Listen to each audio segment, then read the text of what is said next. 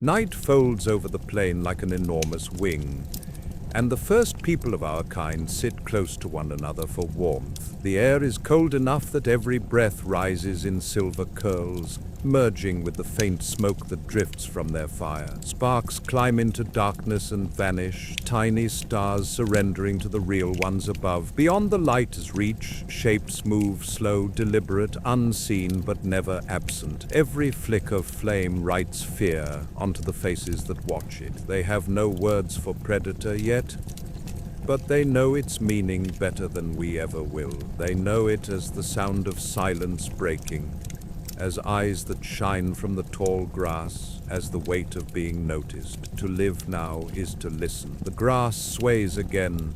Somewhere a dry twig snaps, small as a whisper but sharp enough to twist every spine toward the noise. Then stillness, only the heartbeat in the chest, pounding against ribs that ache with cold and hunger.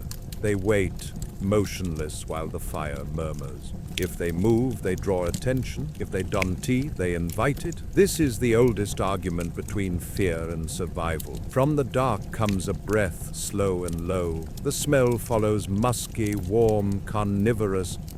A shadow glides at the edge of sight, heavier than the wind, too patient to belong to anything harmless. The saber-toothed cat has found them again. It was here before them, it will be here after. Its world is simple. Hunger, stealth, endurance. Every tendon in its long body hums with control. The curve of its fangs catches faint firelight, ivory crescents cutting through smoke. It can wait for hours, unmoving. The humans cannot. They shift, whisper, plan. One of them feeds a stick into the flames, trying to make the light brighter. The glow leaps outward, touching fur for an instant, a ghost of gold against black, and the cat vanishes with a silent bound. The night swallows the movement whole. Only when the sound of padded feet fades do the people breathe again. Their relief is thin. They know it will return. In this age, every meal is borrowed, every sunrise uncertain. The world belongs to the hunters, not the thinkers, yet thought is beginning to change everything. Fear is becoming imagination. Around this very fire, the first plans are forming, not stories of gods, not dreams of comfort, but patterns. When the wind blows from the east, the cat hunts from the west. If the moon is bright, stay close to stone. Knowledge accumulates like glowing embers. The predator is teaching them how to become something new. At dawn, the plain looks innocent again, dew glittering on grass that hides the traces of struggle. The humans step out cautiously. Their footprints join those of mammoths, antelope, and the giant birds that stride through mist. The world is rich, but every richness is guarded. On the horizon, vultures spiral where a kill lies fresh. The saber-tooth feeds now. They can hear bones cracking between those legendary teeth. One of the men gestures toward the sound, an idea forming behind his eyes. Not courage, calculation. If the cat is full, there will be meat left behind. If they move quietly, they can steal from the king of hunters. It's a risk measured in seconds and scent. They move in a crouch, their tools crude but sharp. The smell reaches them, first iron and rot and something almost sweet. They find what's left, ribs gleaming, steam rising. Around it, the ground is pressed flat with paw marks the size of open hands. The cat has gone to water. They cut quickly, pulling strips of flesh, glancing toward the trees. They don't see the eyes watching from the reeds, golden and calm. The cat is learning too. When it lunges, the world explodes. One man falls before he knows he's been struck. Another drives a spear forward more from terror than aim. The fire-hardened point grazes fur, and the beast turns, roaring a sound so deep it shudders through marrow. The group scatters. The cat doesn't chase. It doesn't have to. Territory has been reasserted. The humans run until their lungs burn. Later, when they return to their cave, they will paint this moment. Red ochre for blood, black for night, lines for movement. They don't paint victory, they paint memory. The act itself is survival. To remember danger is to prepare for it. Days pass. The saber-toothed tracks cross the valley again and again. But the people change. They watch birds circling above kills.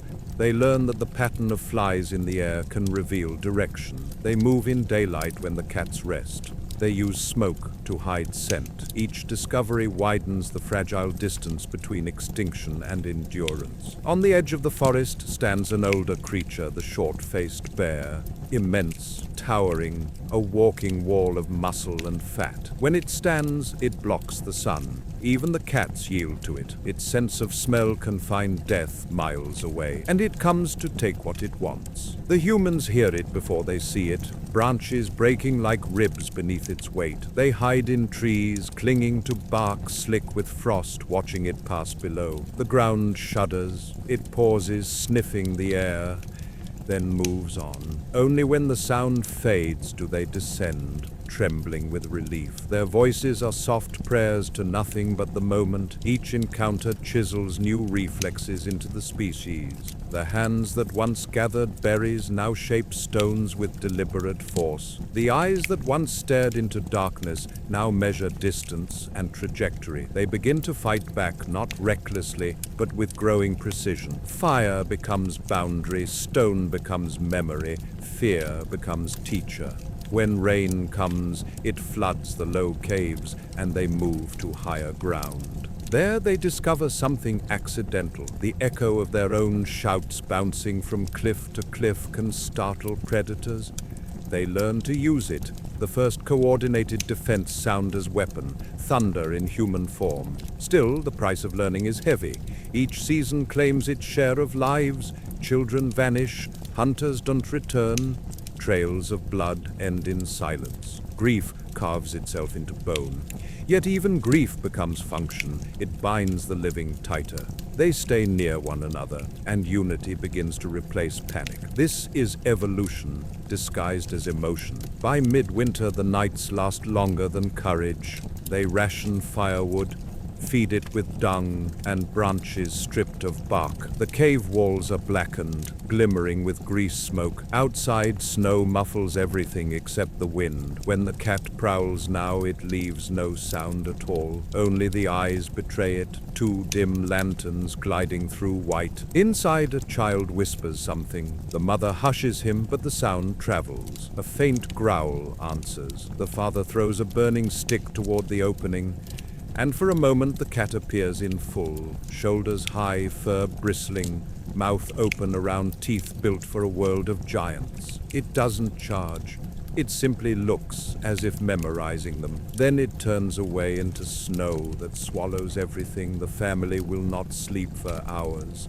Dawn brings pink light and quiet. The cat is gone, but its prints form a circle around the cave. The message is clear. I was here all night. Fear, by now, has sculpted intelligence into something sharp. The next hunt the humans attempt is different. They bait the beast, meat dragged behind on vines, fire hidden in hollow stones ready to flare. When the cat follows the scent, it finds a trap, a ring of flame and shouting figures driving spears.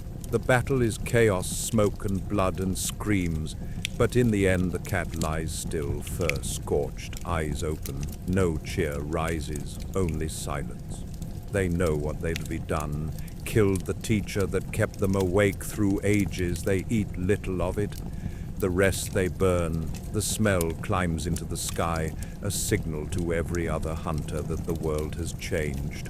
Weeks pass, the fear remains, but shifts shape. Without the great cat, the plains feel emptier. The people move farther, exploring valleys once forbidden. They find new dangers, hyenas that hunt in packs, wolves whose coordination rivals their own. But they are different now. They don't freeze when they hear growls in the night. They plan, they adapt, and far away another fire burns another group of humans facing the same lessons, learning the same truths. The pattern repeats across continents: fear, adaptation, memory, mastery. The long dance between predator and prey continues, but the steps are changing. For the first time, the scale begins to tip. Night again. Stars like cold embers. The humans sleep in shifts, one always awake watching the dark.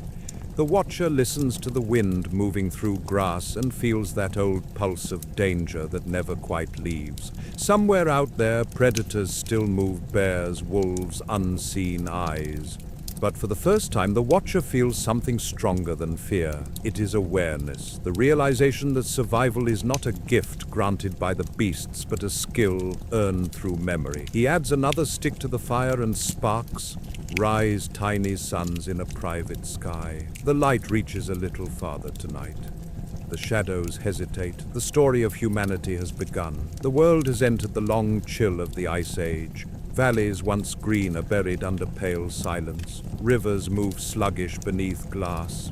The wind carries the bite of a blade drawn from nowhere. This is the age of endurance, when every breath burns and every sound seems louder in the stillness. Across this frozen stage walk the first true hunters among humankind, lean, scar-scarred, wrapped in hides, stiff with frost. Behind them trail the ghosts of their ancestors who once hid from the beasts. Ahead of them waits a world that will test whether courage can evolve as fast as intelligence. The nights last longer now, and the dark brings new rulers. The saber-toothed cats still roam, but their kin have grown scarcer, replaced by wolves the size of lions, dire wolves whose yellow eyes catch every flicker of fire. They hunt together, bound by purpose and hunger. In packs of 20 or more, they can strip an aurochs to bone in minutes. Their howls roll over the ice like voices of the dead. A sound that reminds humanity what it means to be small. In a hollow sheltered from the wind, a band of people crouches near a fire that sputters blue in the cold. They have learned to keep the flames low to avoid the attention of eyes that gleam in the distance. The carcass of a deer lies half covered beside them, already freezing hard. They gnaw in silence, listening for that distant chorus of wolves. It begins softly, almost beautiful, one call answered by another, and then another, until the air itself seems to vibrate. The humans glance toward the dark horizon. They know the meaning. The pack is gathering.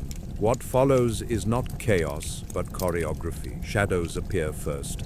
Weaving between the snow-stiff grasses, the people grab burning sticks, lift them high, creating halos of orange in the endless white. The wolves form a crescent around the light, circling, testing. Eyes flash, paws crunch softly. For long minutes, nothing happens. Then one wolf faints forward, lips curled. A man hurls a flaming branch, and the animal slips back into darkness. The pack waits. So do the humans. Both sides understand the other too well. At last the wolves move on, unwilling to waste energy on prey that glows with fire. The people remain awake until dawn, their bodies trembling with exhaustion and cold. They have survived another night, but survival feels smaller each time. The Ice Age does not forgive waste. It feeds on hesitation. When morning comes, they follow the tracks of the herd they had hoped to hunt before the wolves interrupted. The trail leads across frozen tundra, where the wind erases prints almost as quickly as they are made. Hours pass before they find what they seek, reindeer clustered near a patch of lichen. The hunters spread out, moving with the patience that fear taught their bloodline. Spears balanced, breath shallow. The first throw pierces a flank, the herd bolts, another spear flies. When it's over, a single animal lies kicking weakly in the snow. They move in fast, ending its struggle, murmuring thanks in a language made of exhaled air and gratitude.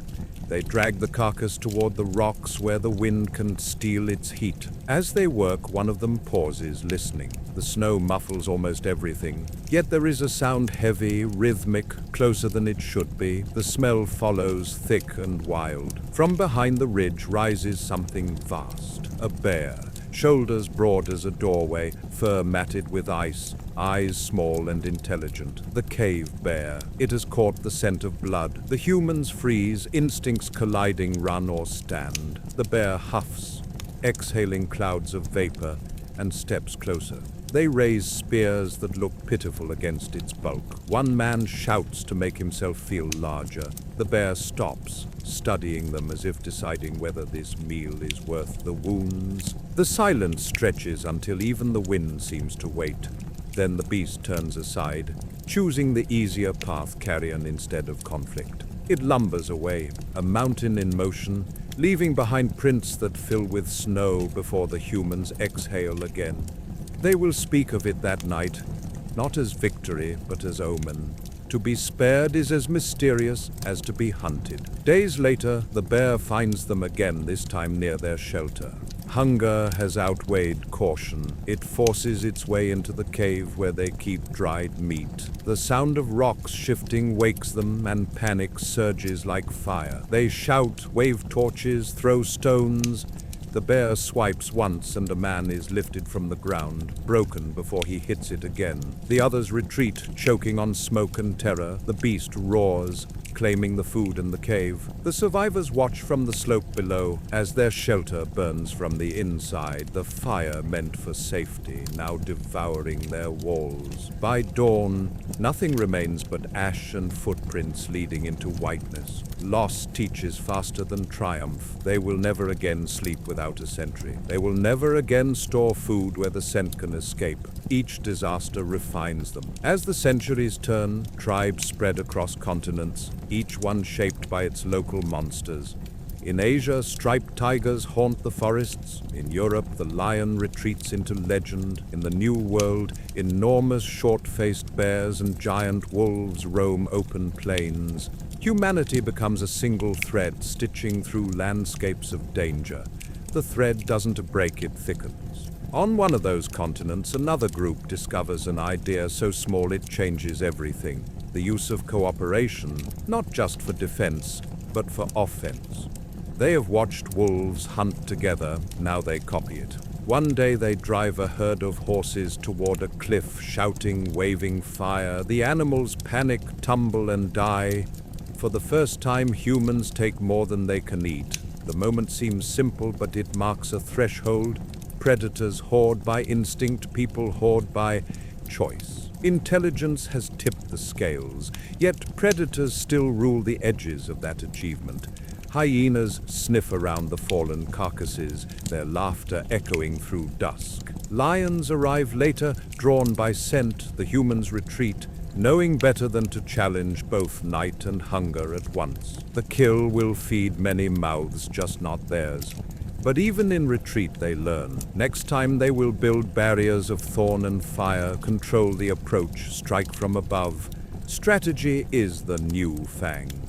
Generations pass, marked not by years but by tools. Stone grows sharper, handles appear, points are hardened in fire. Hands that once threw rocks now shape weapons with intention. The balance tilts further. Predators still kill individuals, but humans kill species. It's an advantage too powerful to remain without consequence. In one valley, a pride of lions finds its numbers dwindling.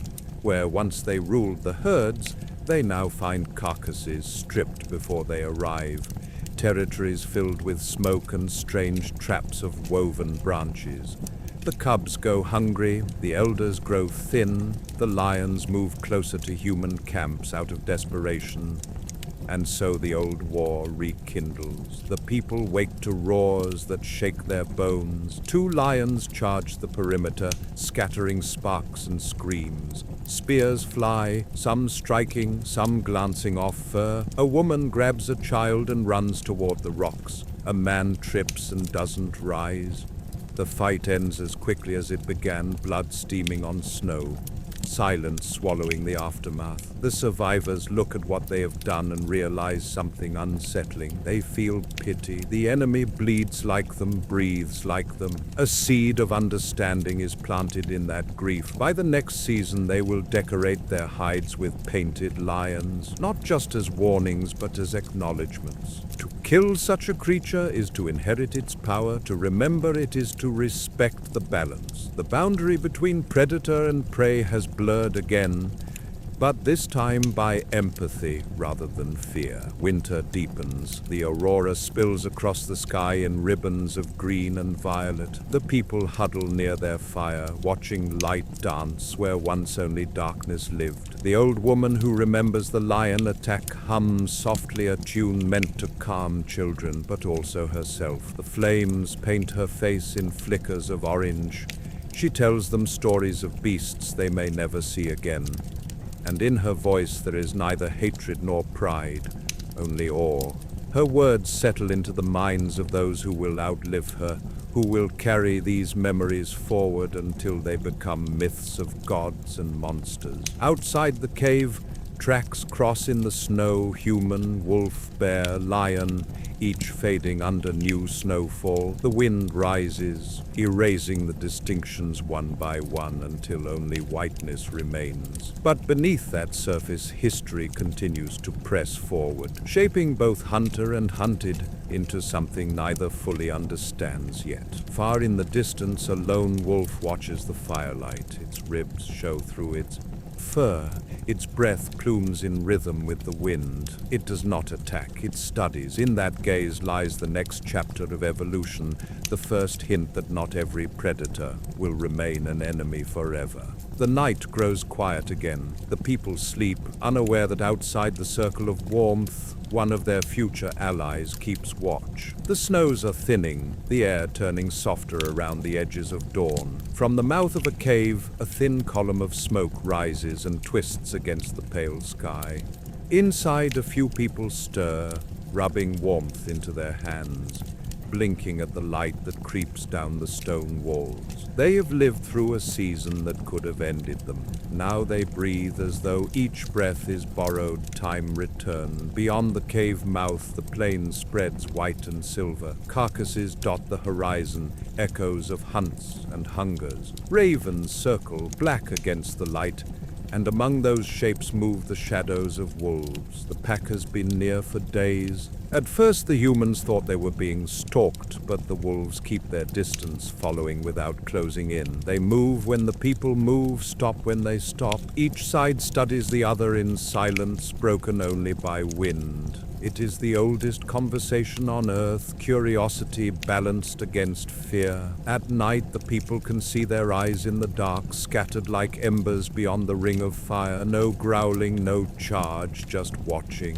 When the tribe travels, the wolves trail behind, thin and hungry, but waiting for something that even they do not understand. The humans start leaving bones behind deliberately. It is easier than fighting. The wolves take them, crunch them to splinters, and keep following. Over weeks, the pattern becomes rhythm, food, distance, patience. Somewhere inside this ritual, a fragile truce is born. It isn't friendship yet. It's endurance recognizing endurance. One morning a storm arrives without warning. The sky lowers, gray and heavy, and the wind claws through the valley like a living thing. The tribe huddles near the fire, throwing on whatever fuel they can find. The snow comes sideways. Visibility shrinks to an arm's length. Vacant to move, to wander is to vanish. Through the screaming wind, a sound cuts, yelps, high and sharp, close enough to feel in the ribs. The wolves are crying out against the same storm. Hours later, the snow eases. A hunter steps outside to clear the drift from the entrance and stops. Curled beside the rocks are three shapes wolves, barely breathing, crusted with ice. The man calls to the others. They hesitate, spears ready, but the wolves don't move. After a long moment, the man kneels, touching one cautiously with the end of his spear. The fur rises and falls once, twice. He gestures toward the fire. They drag the animals inside. The smell fills the cave, wild, sharp, unfamiliar, but the fire's warmth softens it. The youngest of the wolves opens one eye, golden and clouded. The humans sit back, watching steam lift from their bodies as the snow melts away. It is a strange sight. Predator and prey breathing the same smoke. That night, no one sleeps easily, but neither side attacks. Fear has become fatigue. Days later, when the storm breaks and sunlight returns, two of the wolves limp away.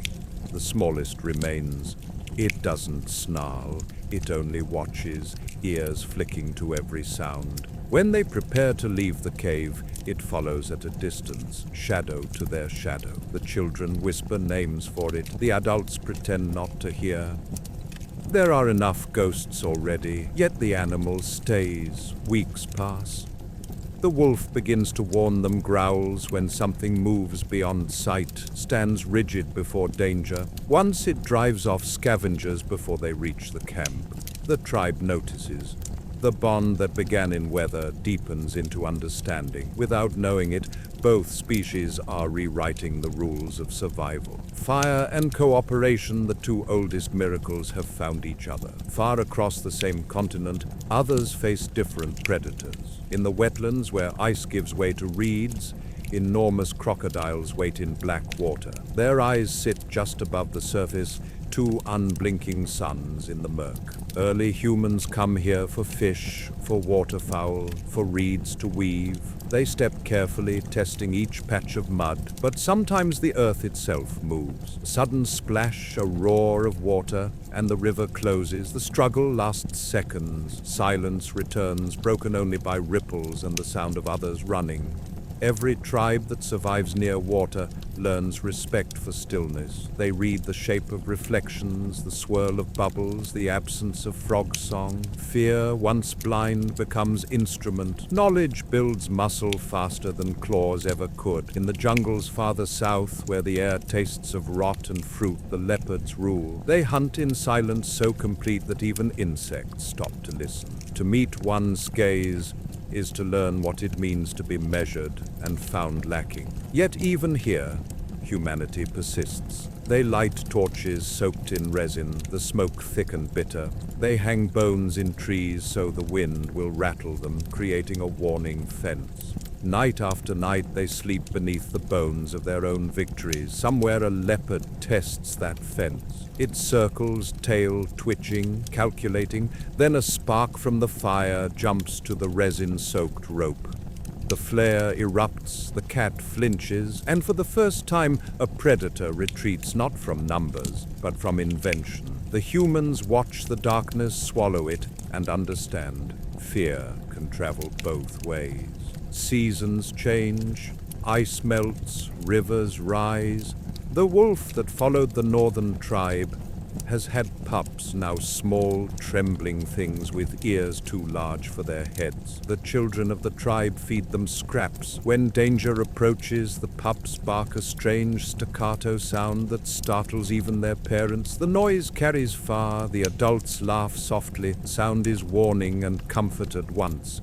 The elders don't yet know what they are seeing, but the world has shifted.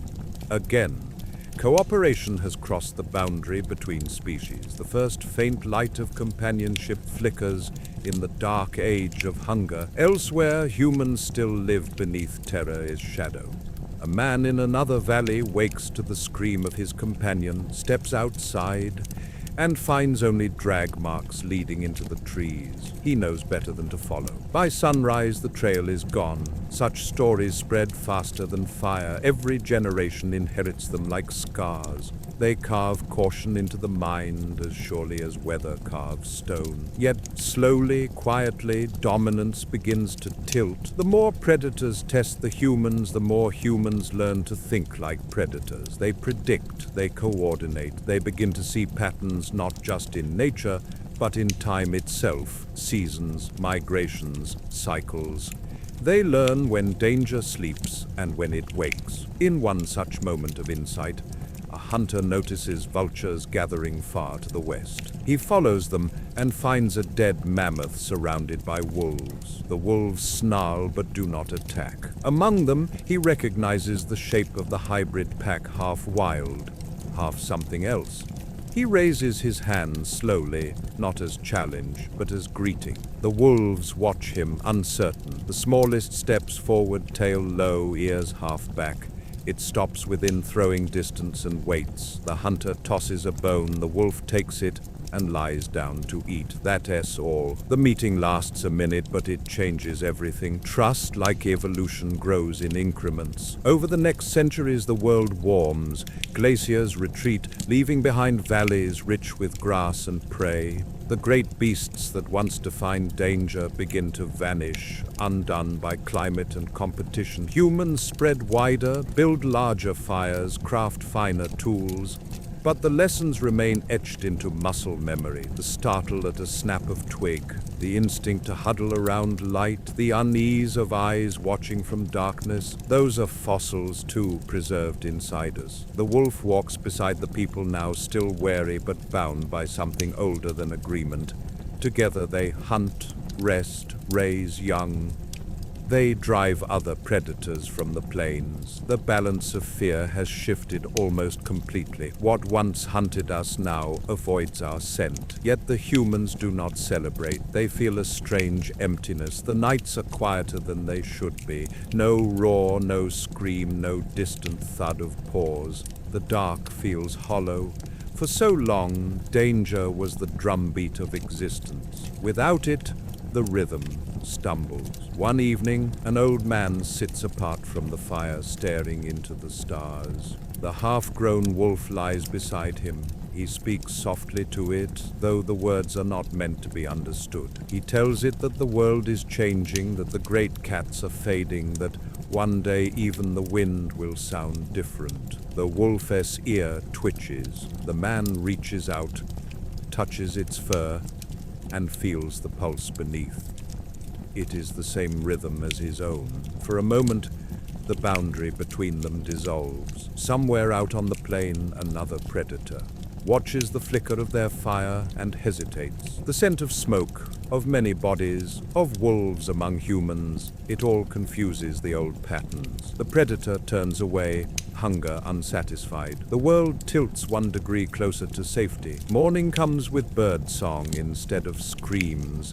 The air smells of thawing earth. Children chase the pups through grass still wet with snowmelt. The adults prepare for travel. They will follow the herds north again into lands no one has yet claimed. As they move, the wolves move with them, no longer shadows but companions. The partnership is imperfect, but it will endure. Together they will face new beasts, new climates, and eventually new fears, the kind that come not from outside, but from within their own species. For now, though, the story rests in peace. The fire crackles, the pups yip, and the people sleep knowing that the night, for the first time in memory, belongs to them. The glaciers have retreated, valleys bloom with color, again green blades, red dust, a horizon trembling with heat. The world is louder now, birds screaming, insects buzzing, the rustle of life returning. Humanity follows that warmth as it unfurls southward, carrying with it fire, memory, and the slow rhythm of survival learned in ice. They move through continents like shadows stitched to the earth. Families become clans, clans become tribes. Their footprints scatter across new soils, following the scent of water and game. But with new life come new predators. The old teachers of frost are gone, yet danger has only changed its shape. The first to greet them are the lions, sleek, gold, and terrible. On these wide plains of Africa and Asia, they rule with quiet arrogance. A lion does not stalk blindly, it selects. It reads the body language of every creature, waiting for weakness to speak through a limp or a late glance. When the pride hunts, the air thickens with inevitability. Humans learn quickly that lions understand numbers. A group of 5 will stand firm, a straggler will disappear. They travel now in 10s and 20s, their fires arranged in circles, their children kept inside that ring like embers that must not go out. Still, sometimes in the deep hours before dawn, a roar shakes the marrow of the plain, and the herd of people curls inward instinctively because no wall of flame ever feels high enough when the king of beasts remembers hunger. They begin to build barriers not of stone, but of illusion. Lines of smoking dung fires stretch into darkness, bones hung from strings clatter when disturbed. Shadows cast by flickering light mimic movement. Deception becomes defense. The predator who once taught them patience now teaches creativity. Farther east, in the dense rainforests, another threat waits the striped phantom. Tigers glide through bamboo like liquid shadow, their stripes breaking their outlines into fragments of forest. They strike from silence, their roars following after the kill as thunder follows lightning. To meet their gaze is to meet focus, distilled into flesh. Yet humans push into these jungles too, drawn by fruit, fish, and curiosity.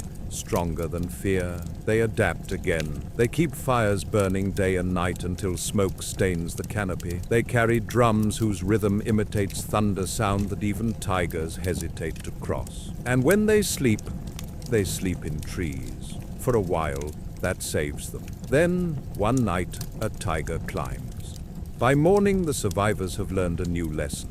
Safety never stays still. Southward, the forests thin into marsh and river. Water shines like molten bronze beneath the sun. Here, the crocodile waits a creature older than history, half shadow, half stone. Its eyes sit at the surface, unblinking, measuring. When humans come to drink, the water looks calm, but the calm has weight. One ripple, one sudden bloom of spray, and someone vanishes. No sound but bubbles. The rest step back, shaking. The river accepts their fear as payment. Over time they learn the river's rules. Never drink where the reeds bend inward. Never cross at dusk. Watch the birds, they see what you don't. They build rafts to cross deeper channels and carry spears tipped with obsidian that gleam like captured lightning. Fire has no power on water, so ingenuity takes its place. Predators teach, and humanity listens. Every new landscape is a classroom written in tooth and claw. In the deserts of the north, the heat itself becomes a predator. Thirst kills faster than claws. Scorpions lurk beneath stones. Serpents move like thoughts through sand. The most feared is the great python, muscle and patience coiled together. It waits near narrow passes where antelope come to drink. One night it takes a man who steps away from the fire. The tribe finds only drag marks leading into a crevice. The lesson is recorded in silence. No one strays again. Even as these dangers multiply, something new grows in the minds of humankind. Recognition. They begin to name the creatures that hunt them, to give shape to their terror. Names have power. The lion's roar becomes a word whispered in stories. The tiger's stripes become symbols painted on spears. The crocodile's eyes become jewelry worn by shamans to borrow its vigilance. By naming their enemies, they shrink them. Language becomes another kind of fire. At dusk one evening, a tribe rests beside a shallow lake, cooking fish over glowing coals. The sky is copper, the air still. Out of that stillness comes a cry, sharp, abrupt, ending too soon. The group freezes. The surface of the lake erupts. A crocodile thrashes with something in its jaws. The people shout, hurl spears, splash, and drive it back. The victim is gone, but the reaction is swift, organized, deliberate. Fear no longer paralyzes, it coordinates. The predator wins the moment, the prey wins the future. Night returns. Insects buzz like tiny gears in the machinery of heat. Far away, a lion roars again, and somewhere a crocodile answers with the slap of a tail. Humanity sits between them, firelight trembling on faces streaked with soot, and begins to realize that being surrounded by danger is not the same as being doomed by it. The moon rises vast and red. Its light catches the curve of a spear point and the shine of watchful eyes, human and animal both. For now, the truce of exhaustion holds. When dawn comes, the people move on. The land ahead smells different, sweet grass, distant rain. They travel in silence, broken only by the low panting of their tamed wolves. The animals scent the air, tails stiff. Somewhere in the tall grass, another shape mirrors their movement. Spotted, graceful, and impossibly fast. The cheetah. The humans learn this one not by death, but by observation. It hunts in bursts so swift it almost disappears. They watch it topple a gazelle, feed quickly, and retreat before larger predators arrive. There is wisdom in such humility. They will remember it, the art of striking fast and vanishing. Someday their descendants will copy that rhythm with weapons that fly farther than claws can reach. As months turn to years, the tribes begin marking territories of their own. Fires line the hillsides like constellations brought to earth. Animals avoid the glow, giving humans room to breathe, yet the memory of teeth never fades. Children are told stories before sleep, of lions that walk through dreams, of tigers that hide inside thunder, of rivers that eat the careless. Fear is no longer chaos. It is culture. It binds generations together like rope. In one settlement near a bend in a great river, people carved the first figurines, tiny beasts of bone and clay. Lions, snakes, bears. They place them near sleeping mats to guard against nightmares. The carvings are rough but tender, proof that admiration and fear have become the same feeling. The predators are no longer just threats, they are spirits that keep the world balanced. One season the rains fail, grass withers, prey vanishes, and the tribes grow thin. Hunger drives them to desperate ground, closer to cliffs where vultures already circle. At night the wolves whine restlessly, their noses know what the humans cannot yet see. From the ravine below rises a sound like boulders grinding together, the growl of a cave lion, larger even than those of the plains. It has been following the scent of weakness. The firelight flickers on its mane as it appears between stones. The air holds its breath. The hunters act without words. Spears thrust, stones fly, flames roar. The lion charges through the fire, its fur igniting in streaks of orange, its roar turning to a scream. It crashes among them and falls still, smoke curling from its mane. No one moves for a long time. When they do, they cover the body with branches and ash, an offering for balance. The fire crackles softly around the fallen king, and in the silence afterward something ancient shifts inside them. The realization that they have slain the master of the plains. Fear, for the first time, gives way to reverence. Weeks later, they will return to that place and paint the scene on the rock wall, lines of red ochre forming the lioness shape, dots for flames, human figures small but unbroken. Children will touch the painting and feel pride, where their ancestors once felt only terror. The predator has become story, the story becomes protection. Across oceans, in new continents still untrodden by human feet, other dangers wait: the giant lizard, the massive bear, the eagle large enough to carry away a child. But humanity is ready. Every battle fought, every lesson learned, travels with them in blood and memory. They no longer enter new lands as trespassers, but as students who already know the language of survival. Night again, the world hums with insects, with distant roars, and the sigh of wind through reeds. A small campfire flickers beside a riverbank. Around it sit men and women who have outlived the age of ice and entered the age of intention. Their tools gleam with polish, their wolves doze with heads on paws. Above them, the stars burn like reminders of eyes that once watched from the dark. They are the same, but the fear has changed flavor. It no longer paralyzes, it keeps them humble. One of the elders speaks softly, voice low as the breeze. The beasts taught us hunger. The beasts taught us caution.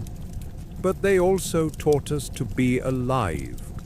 No one answers. They don't need to. The truth is obvious in the quiet breathing of the camp, and in the rhythm of hearts that learn to match the earth instead of fighting it. Far away, a lion roars again. This time the sound rolls across the plains, not as a warning, but as a memory echo of an old teacher whose lessons still hold. The fire crackles, the wolves lift their heads, listen, and then settle again. The humans do the same, and the night, which once belonged only to predators, now belongs to both. Waves slide up a shoreline littered with driftwood and shells. The people stand at the edge of it, staring across the endless blue, the horizon trembling in heat. Behind them lies the continent they have already conquered, one cautious step at a time. Before them lies uncertainty that smells of salt. The wolves pace nearby, uneasy. This new thing, water that moves and roars, is a predator of a different kind. They have reached the end of the land. But human hunger is not only for food now, it is for discovery. They begin shaping trunks of trees, hollowing them with fire and stone. The first boats rise out of the smoke, crooked, fragile, yet filled with promise. They lash them together with vines and animal sinew, and when the tide rises again, they push forward, hearts beating against the rhythm of the waves. The ocean accepts them with indifference. The first nights at sea are filled with wonder and terror. The stars reflect on the black water so clearly that it feels as though the world has turned upside down. Beneath that mirrored sky, something vast moves, a whisper of motion, a shimmer of scales. The ocean has its own hunters. A dark fin cuts the surface, circles, disappears. The paddlers freeze. When the shape brushes the hull, the wood groans and one man screams. The fin passes again, slow, deliberate, and then the creature is gone. They paddle harder, breathing raggedly, learning that in this new world of waves, danger comes from below instead of behind. By dawn, they find an island rising from mist. The shore glitters with black sand, and the cries of birds they've never heard before. They collapse onto the beach, trembling, laughing, alive. The wolves leap into shallow surf, shaking water from their coats. Humanity has crossed its first sea. The island welcomes and warns in equal measure. Fruit hangs heavy, fresh water trickles from stone, but tracks the size of drums mark the sand near the tree line. Something large walks here, something with claws that curve like hooks. That night, as they roast fish over their fire, the ground trembles once, twice, and then goes still. A sound follows a deep, throaty hiss that rises into a roar. The wolves whine, ears flat, eyes gleam from the jungle. It steps into the light. A giant lizard, armored with plates, tongue flicking between teeth long as fingers. It tastes the air, unafraid. The people stand, brandishing spears, still wet from the sea. The beast swings its head side to side, studying, then rushes forward. Sand flies. The first spear glances off its hide. The second finds softer flesh near the neck. The monster thrashes, tail lashing like a whip. Fire scatters, sparks raining into the dark. In the end, it turns away, bleeding, and crashes back into the jungle. The silence afterward feels enormous. They do not sleep. The air smells of blood and sap. When morning comes, they follow the drag marks and find the beast dead beneath the palms. Its scales shimmer green and bronze in sunlight. The children touch them reverently. The adults skin the creature, using its hide for shields. Another lesson is added to the library of human instinct. Even the impossible can bleed. Weeks pass, they explore farther inland, finding forests filled with shrieking birds, pigs with tusks, and snakes thick as a man's torso. Life here is abundant, but the abundance hums with threat. Every path hides motion, yet the tribe grows stronger. They learn which fruits heal and which kill, which sounds precede rain, which shadows are alive. They become a part of the island's rhythm, half guests, half invaders. One evening, as sun and sea melt together, they watch giant birds descend from cliffs, creatures with wings wider than 3 men standing side by side. They glide low, talons reaching for fish near the surface. Their calls echo like thunder. The people name them sky lions. To see one up close is to feel the same awe their ancestors felt before a cave lion's roar. Predators still rule the air. Humans can only watch. But awe turns to danger soon enough. During a morning fishing trip, One of the birds dives too close, drawn by the flash of silver scales. Its claws rake a man's shoulder, lifting him half from the boat before dropping him into the water. Blood blooms like smoke beneath the waves. The fin returns the dark fin from their first crossing, and the water boils. The sea claims him in a single motion. Screams echo, paddles thrash. The survivors drag themselves ashore, shaken beyond speech. Above them, the sky lion circles once and drifts away. That night they sit in silence, staring at two elements that will never belong to them, air and sea. Between those realms they have found a fragile strip of life called land, and they cling to it with gratitude. The wolves curl close, lending warmth. Firelight flickers across faces marked by salt and grief. Humanity's fear has evolved yet again, not of fangs in the dark, but of depths and heights that promise no mercy. When dawn comes, the ocean looks peaceful, its surface smooth as polished stone. The illusion of calm is the oldest trap in nature, but they no longer mistake beauty for safety. They will sail again. They always do. The need to move forward is stronger than memory. The sea is the last classroom, and its lessons will shape them for millennia. The tribe rebuilds its courage one paddle stroke at a time. They carve new boats, longer and smoother, their bellies blackened with resin so the sea will not eat the wood. When they push away from shore again, it is not with defiance, but with quiet respect. The sea does not forgive pride. It forgives learning. They move island to island, guided by the flights of birds and the drift of clouds. At night, the stars become a map. The youngest learns to trace patterns between them, lines that point towards safety, dots that whisper distance. The wolves, wary at first, grow accustomed to the sway of the boats. They crouch low, watching fish flicker like sparks in the deep. Humanity has grown a new rhythm: paddle, watch, rest, listen. The sound of oars replaces the sound of footfall. The heartbeat of progress echoes through water. On one small island, they meet the first strangers of their own kind. The two groups face each other across sand, both thin from hunger, both holding spears. For a long moment, nobody moves. Then a child steps forward, offering a shell.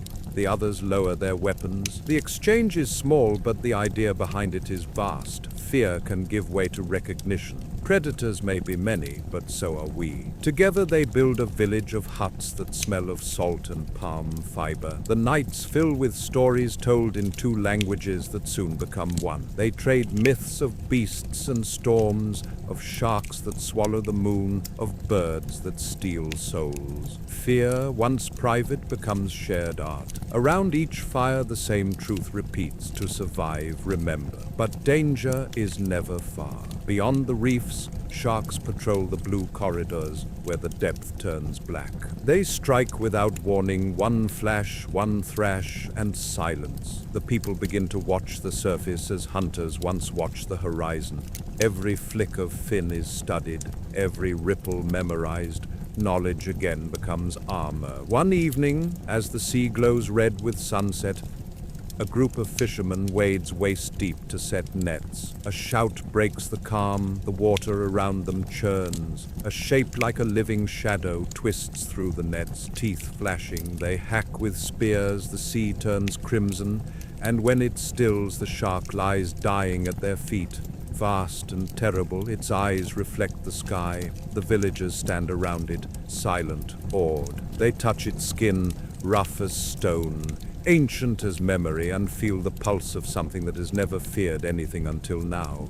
They drag it ashore and cover it with leaves. Its death is not victory, it is conversation. The people speak softly to the sea that night, promising respect. The ocean listens in its own way, sending smaller waves that lap gently at the shore. The pact is wordless but real. The next generation grows beside that carcass bleached by sun. Children play on its ribs. The old remember, and life continues, shaped by the rhythm of risk and rest. Years later, the tribe pushes outward again, following birds that vanish into distant haze. They reach new lands, larger islands where mountains smoke and rivers glow with molten stone. The air smells of sulfur and rain. Here forests crawl with creatures they have never seen. Lizards that run upright, bats wide as cloaks, snakes that glide from branch to branch like ribbons of muscle. The ground trembles sometimes, and the sea withdraws before returning in walls of water that swallow the shore. Nature is loud, impatient, alive. Among the cliffs lives a new predator, a giant eagle that hunts monkeys and sometimes men.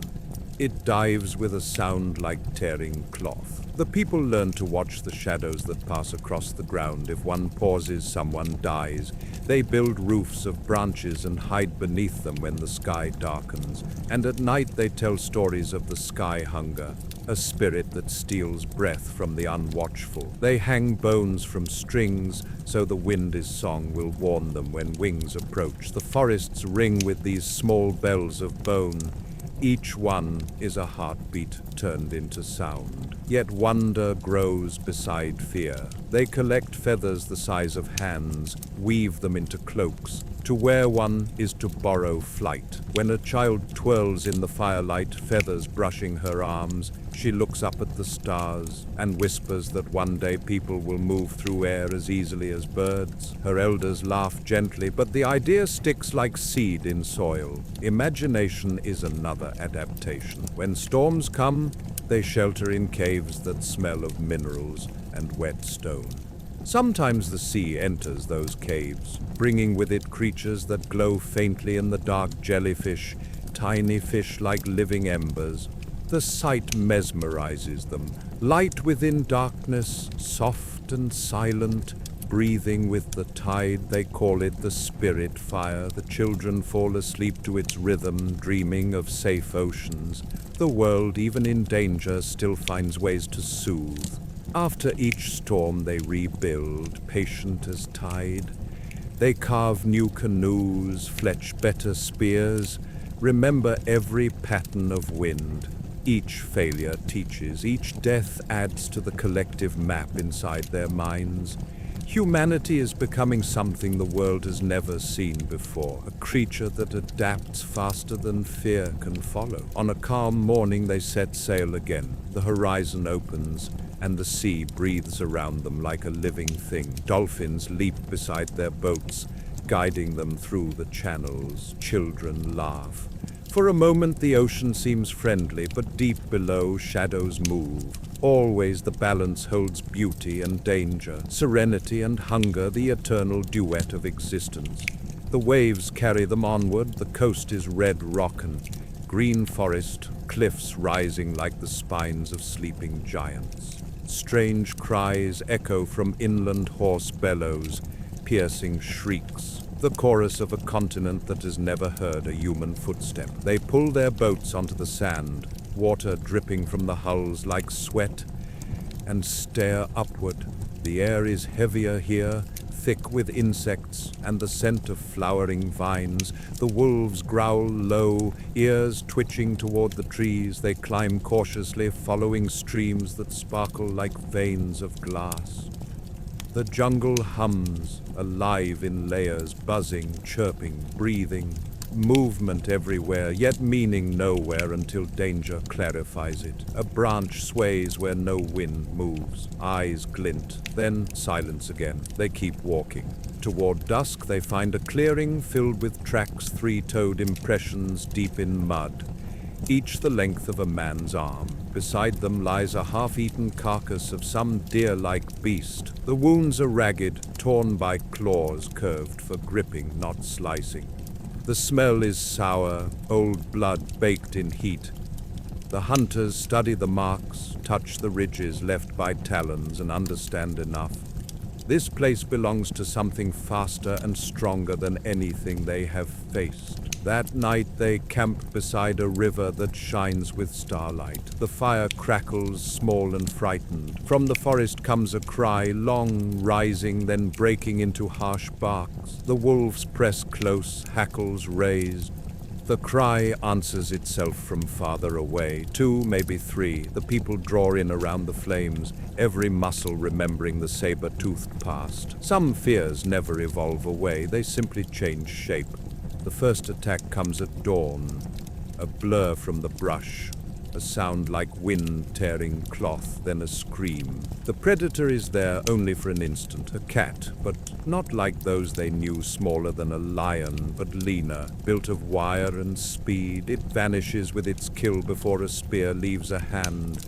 The clearing fills with echoes, then with silence so deep it aches. When the shock fades, they follow the trail. Blood dots the ferns, bright as berries. They move slowly, every sense awake. The forest narrows into a ravine choked with vines. There they find what remains, and the cat watching them from a branch above, tail flicking lazily. Its eyes glow amber through leaves. It knows they cannot climb as it can. Power measured in height, not numbers. One hunter raises his spear, then lowers it again. They back away, keeping eyes up until the jungle swallows the predator S-shape. The message is simple. Remember your place, they will. But remembering does not mean retreat forever. As days pass, they learn the cat-s patterns, the hour it hunts, the water holes it guards, the scent that announces its nearness. Knowledge again becomes defense. The next time it circles their camp, they have ringed it with thorns and fire pits, half hidden beneath leaves. The cat leaps, the trap ignites, flame roars upward. It escapes, singed and furious, vanishing into night. The people exhale, trembling, alive. No cheers, only the quiet realization that intelligence has teeth of its own. Weeks pass. The forest becomes home rather than maze. They carve paths, mark trees with symbols, name the rivers. New dangers appear, snakes that drop from branches, spiders the size of fists, boars that charge with tusks sharp as spears. Each one takes lives, each one teaches. They craft new weapons, throwing sticks that spin through air, nets twisted from vines, points hardened in fire until they hum when struck. The human mind is the most relentless hunter of all. It never stops sharpening itself. During one humid night, lightning splits the sky and rain hammers the leaves. The tribe shelters beneath overhangs, clutching their sleeping children. Thunder rolls across the valley like a giant S heartbeat. In its flashes, they see shapes moving along the ridge, silhouettes of beasts outlined in blue light. The world feels young again, half-formed, dangerous and holy. They whisper to the storm, not as prayer but as acknowledgement. We are small, but we are learning. Morning reveals what the storm has left behind: fallen trees, flooded trails, and tracks of the great cats washed half away. The people rebuild, collect water, set snares. Life goes on. A child finds a feather bright as flame and holds it high. An elder smiles and ties it to her hair. Even amid ruin, beauty insists on being seen. Seasons turn.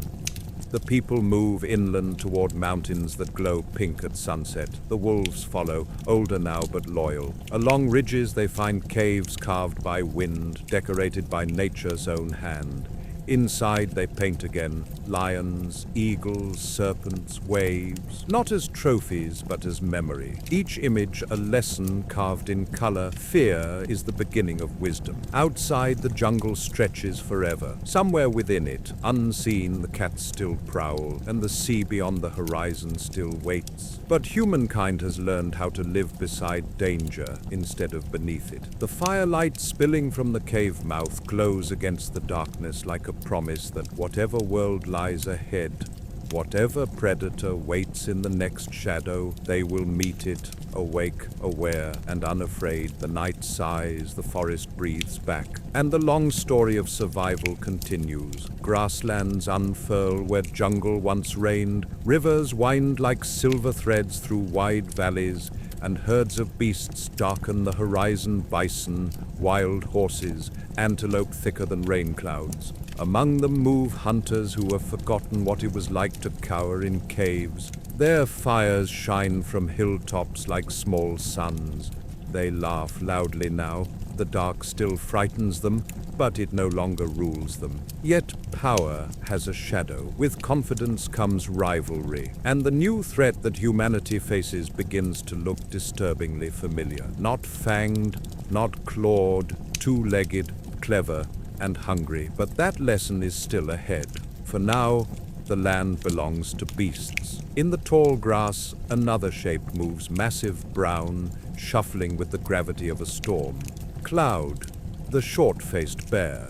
Taller than any man when it rears up, faster than one would believe possible, it smells the wind for carrion and opportunity. When it finds a fresh kill, it claims it, scattering wolves and lions with nothing more than presence. It fears nothing except fire. At dawn, a small band of humans approaches a carcass the bear has abandoned. Steam rises from what's left. They move cautiously, eyes scanning the brush for that hulking silhouette. One woman gestures, another keeps her spear ready. They work quickly, cutting meat, prying marrow from bone. Every second feels borrowed. When a gust carries a low growl to their ears, they freeze. The bear is near. It appears between the trees, shoulders glistening with dew, muzzle black with blood. The people drop everything and back away, spreading out just as they were taught by fear. The bear lumbers forward, snorting, unhurried, claiming what's left. It doesn't chase, it doesn't need to. Territory is declaration. They retreat to the ridge and watch it eat, jaws working like machinery, bones snapping. Even at a distance, the sound vibrates through the ground. It is a reminder that dominance is never absolute. When they return to camp, they tell the story not as failure, but as lesson. Some battles are survived by stepping aside. The younger ones listen wide-eyed. The older nod. They already understand that survival sometimes means bowing to what you cannot yet defeat. Later that night, the same bear wanders close to the settlement. The wolves sense it first. Their growls rise like a warning bell. The humans feed the fire until it roars, sparks streaming upward. The bear stops just beyond the light, massive and silent, the reflection of flame dancing in its eyes. For a moment it studies them, head tilted as though remembering something older than both species. Then it turns and fades into dark. The tension lingers, but the camp stands unbroken. The night ends without blood. Weeks pass, and the people move north toward mountains where caves open like mouths in the cliffs. Inside they find bones, skulls of bears larger than any they've seen, piled and marked with charcoal handprints. They realize others have lived here before, people who faced the same monster and left their reverence in soot. The tribe adds their own prints to the wall. Fear recorded becomes heritage. Outside, the world keeps shifting. Hyenas laugh in the distance, their packs trailing the migrations of ungulates. These scavengers are cunning, able to test defenses and snatch the unwary. One evening they descend on the edge of camp, eyes gleaming. The humans respond not with panic, but with organization, torches raised, stones ready, wolves unleashed. The air fills with noise, smoke, and motion. The hyenas retreat, snapping their teeth, unwilling to match fury with coordination. When silence returns, the people smile at one another through exhaustion. Every victory, however small, writes another line of confidence into their bones. The following morning they track the hyenas to their den and study at the pattern of tunnels, the placement of bones. Observation replaces superstition. They note how the animals communicate with scent, how they rotate watch duties, and they copy what works. By nightfall, new rules exist. Always 2 guards awake, food stored high or buried deep, fire pits placed to control wind. The teacher this time has spots and laughter. In the heat of midsummer, the herds move east and the hunters follow. The plains stretch endless, shimmering. Dust clings to their skin. Hunger gnaws. A few lag behind. When one collapses, the others gather around, shading him from the sun. Above them, vultures spiral, patient and precise. The sight pulls an old shiver through them. Once they were the fallen thing being circled, Now they drive the birds away, but still the memory of helplessness flickers beneath the ribs like an old flame. At night they rest beside a river that smells of clay and fish. Children chase fireflies, elders whisper about dreams in which the bear returns, enormous and silent, watching from the tree line. Fear has become story, and story has become comfort. As long as they can tell it, they own it. The moon rises, pale and swollen. A wolf howls, long and mournful. The echo travels across the water, answered by others far away. The humans listen and feel that old sense of companionship, the reminder that they are no longer alone in the night. Firelight flickers across faces carved by weather and resolve. The dangerous world still presses close, but now it feels almost intimate, a conversation between equals. Mist curls over the grass, and the air carries the smell of wet soil and smoke. The hunters are already awake. They move quietly among the sleeping forms, tightening the bindings of spears, checking the edges of flint. Today they will cross the valley where the lions hunt. The herds graze there. The risk is worth the reward. They travel light, 3 men, 2 women, and a wolf with a coat the color of ash. The animal trots ahead, nose low, ears flicking.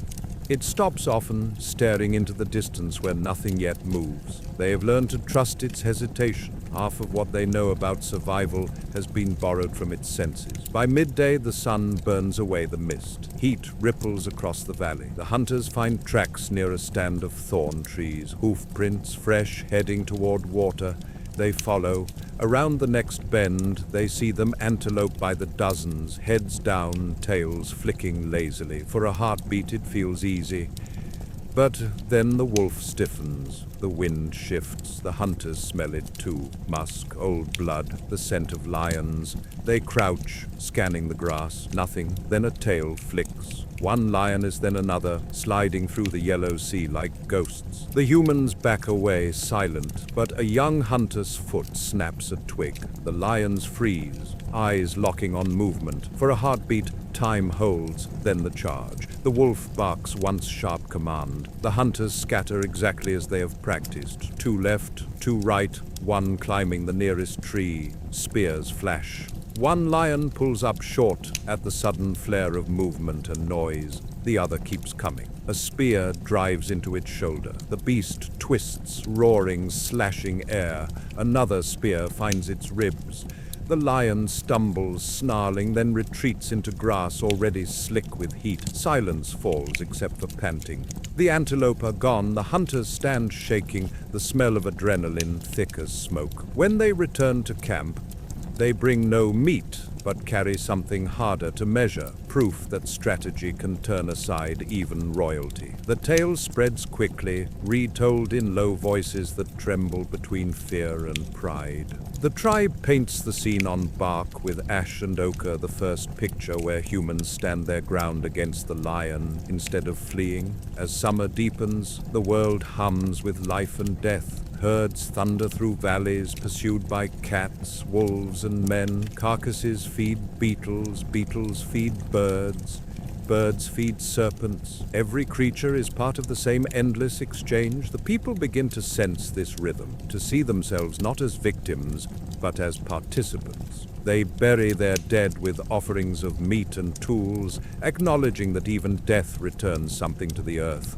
Along the northern ridges, they discover caves filled with bones arranged by unseen hands, skulls stacked neatly, femurs crossed. The marks are not from claws, but from stone. Other humans have been here. The realization chills them more than any predator's roar. For the first time, danger wears a familiar face. Days later, they meet the makers of those caves. A small group emerges from the trees, shorter, broader, eyes cautious but intelligent. They carry spears tipped with black stone, finer than any the tribe has crafted. The 2 groups study one another, mirroring curiosity. For long minutes, the only sound is wind and birds. Then one of the newcomers sets down his spear and offers a piece of smoked meat. The tension softens. They share food, gestures, laughter that needs no translation. The world feels wide again, full of potential instead of threat. But not all meetings end in peace. Weeks later, near a river crossing, they encounter another band, faces painted, weapons drawn. The air between them thickens with suspicion. Words become shouts, shouts become motion. Stones fly, spears whistle, the clash is brief and brutal. When it is done, the survivors stare at what they've done, blood on their own kind. The first true war begins not with kings or territory, but with fear of what looks too much like ourselves. That night the victors sit in silence, the wolves keep their distance, uneasy. The humans stare into the fire, each seeing reflections that look like ghosts. They have become the thing they feared, the predator that hunts its own. The realization settles like ash. In the days that follow, they bury the bodies carefully. No triumph, no trophies, just exhaustion. Yet even in remorse they learn. The same minds that planned hunts now plan defenses, watch posts, alarm fires, signals of smoke. Cooperation sharpens again, this time against the most unpredictable animal of all. Through this new threat, empathy evolves. They begin to sense each other as moods, to predict anger before it explodes. Survival now depends not just on spears and flame, but on understanding. The tribe's storytellers weave this into their nightly tales. We must know the heart of the beast, even when the beast is us. Late one evening, thunderheads climb the sky, purple and electric. The storm breaks, washing blood from the earth, scrubbing scent from the wind. The people huddle under hides, listening to the sky roar louder than any lion. Lightning reveals faces half lit, half shadowed, human and animal alike. The world has never looked so alive or so aware of itself. When dawn returns, the air smells new. Children splash in puddles, the adults rebuild the fires. In the distance, vultures spiral over what the storm has left. Life continues, patient, cyclical, relentless. Humanity, scarred and thoughtful, steps once more into the tall grass. The next chapter of danger waits beyond the horizon, and they move toward it without hesitation. Across the valley, smoke from many fires rises into the still air. Each column marks a settlement, a cluster of people who have learned to bend the wilderness around them without yet breaking it. They live between two kinds of danger, the beasts that still rule the night, and the other tribes whose eyes now mirror their own ambition. The balance of fear that shaped humanity for so long is shifting again. In one camp, the hunters return, dragging a wild boar. The carcass thuds onto the ground, steam lifting into the cooling light. Children cheer. The elders slice the meat, laying it on stones near the fire. The smell drifts into darkness where, not far away, eyes glimmer. Hyenas, patient and shameless. The people ignore them. They have built fences of thorn and fire. The scavengers can wait for scraps. For the first time, the predators do not approach. They only watch. The roles are changing. The humans eat, laugh, tell stories of the storm and the lion. Music rises, rhythms beaten on hollow logs, voices layered like waves. Fear dissolves into song. Even the wolves rest, ears drooping, lulled by the familiarity of fire and fellowship. The night feels safe enough to close one's eyes. Then, deep into the dark, the sound comes. Not roar, not growl, something sharper, more deliberate. A human cry, distant but unmistakable. The camp stirs. Another tribe. Flames bloom on the ridge above, moving like torches in a dance. Shadows of men and women flicker against the stars. For a moment, no one knows whether to flee or fight. The elders speak quickly. There is no hunger driving this. It is territory. They tighten grips on spears, their hands steady despite the old fear rising again. The lesson of predators has prepared them for this too. They know how to read movement, how to anticipate. When the first attackers descend, the defenders are ready, fire flaring high, smoke thick, stones flying from slings. The clash lasts only minutes. When the ridge goes dark again, both sides retreat, counting losses. The camp survives. At dawn, the bodies are gathered, both friend and stranger.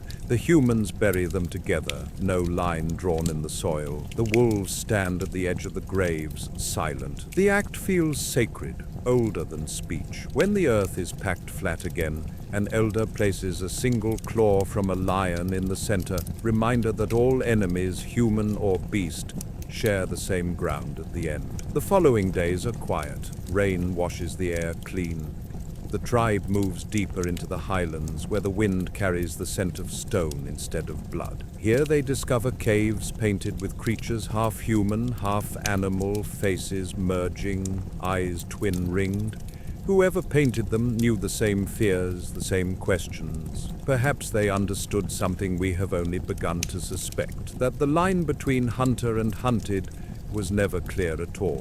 Among these cliffs they encounter a new kind of predator, the snow cat, pale as bone, silent as thought. It stalks the mountain goats they chase, appearing without warning, vanishing into mist. One day it takes a child gathering firewood. The tracks lead nowhere.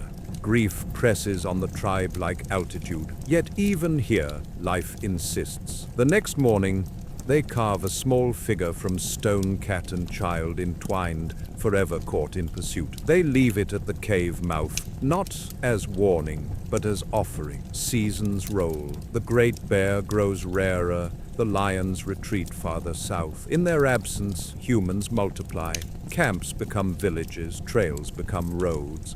But every time a fire burns low, someone still looks toward the dark, expecting eyes to appear. The old fear is now memory, but memory has its own pulse. It whispers, "Never forget who taught you to think." One evening, as clouds bruise the horizon, lightning reveals a herd moving across the plain, hundreds of silhouettes, heavy and slow, mammoths. Their tusks glint like moonlight made solid. The people watch, silent. For generations, these giants have ruled unchallenged, but tonight something changes. The hunters gather torches, forming lines, waving fire and shouting. Smoke drives the herd toward a ravine. The ground shakes with their panic. One slips, another follows. When the dust clears, two lie broken at the bottom. The humans stand at the edge, stunned. They have felled a mountain with strategy alone.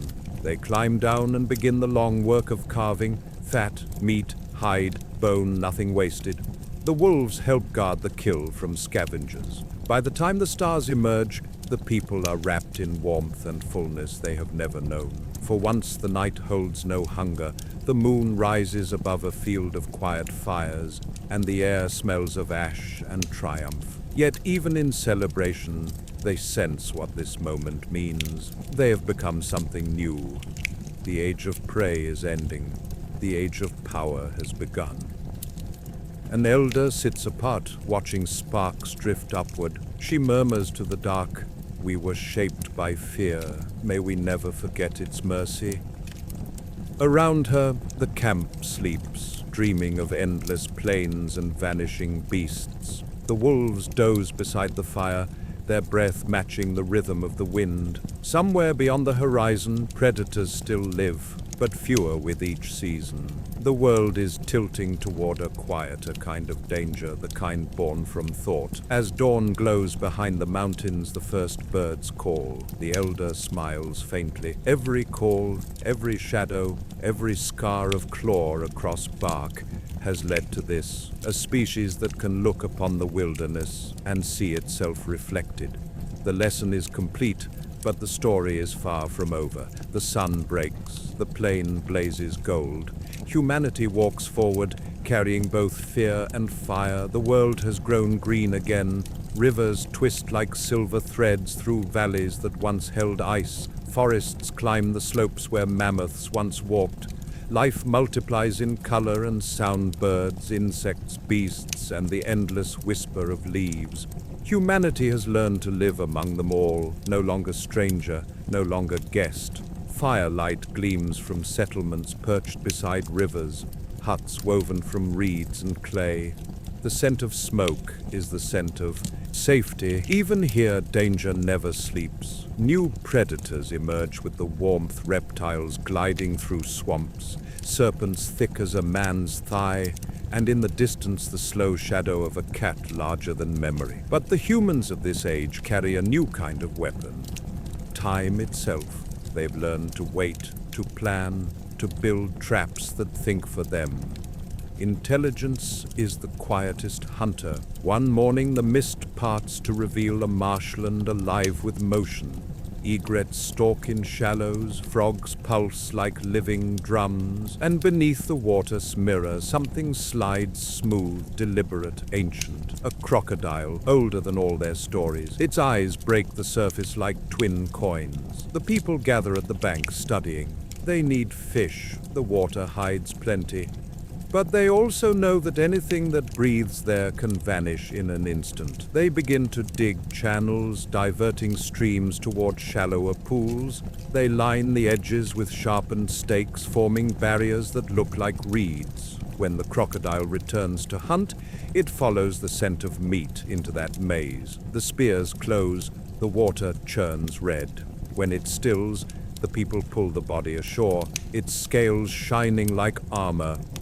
They touch it with awe, proof that patience can conquer strength. Later, they will carve its teeth into charms, each one a promise that danger can be understood. Beyond the marshes, the plains roll into forest. Here dwell cats the color of firelight, smaller than the cave lions but cleverer, ambushing from branches, vanishing before revenge can find them. The humans learn to travel with eyes up as well as ahead. They read broken twigs, fresh scat, the silence of birds. To walk unalert is to invite death. Even with their new tools, bows bent from sinew and wood, they know that survival still favors humility. As the tribe pushes deeper into these forests, they find another kind of hunter waiting, one that hunts without claws or sound. Mosquitoes hum thick in the air. Unseen killers carrying sickness. People weaken, sweat, tremble. No beast to fight, no fang to break, only fever that burns from within. The healers search for answers in roots and bark. They discover that smoke drives the insects away. The entire village begins to sleep in haze, eyes stinging, lungs coughing, but bodies safe. Fire, once weapon, now becomes medicine. The months roll forward. Children chase fireflies through the fields. Wolves linger at the edges, watching with something that looks almost like affection. The bond between species has deepened. The wolves hunt smaller prey and bring leftovers near the camp. In return, they receive bones and shelter. Evolution has chosen cooperation again. One evening, as twilight settles like dust, the people gather for a feast. The meat roasting over the fire crackles, scent mingling with wet grass. Above them, bats weave through fading light. The elders speak softly of the creatures beyond their sight, giant serpents that swallow deer, bears that walk upright in mountain snows, and spirits shaped like men but covered in hair. The stories are half truth, half memory, but all instruction. Respect the unseen. Later that night, while laughter fades into embers, the ground itself seems to breathe. A tremor runs through the soil, gentle at first, then stronger. The river splashes against its banks. From the darkness rises a sound low and rhythmic, like drums beneath the earth. The people freeze. In the distance, trees sway, though there is no wind. Something vast is moving. They see it then, a shape sliding out of the marsh, a mound of muscle and scale longer than 10 men. The air fills with the hiss of water off its back. The creature raises its head, jaws yawning wide enough to swallow the moon.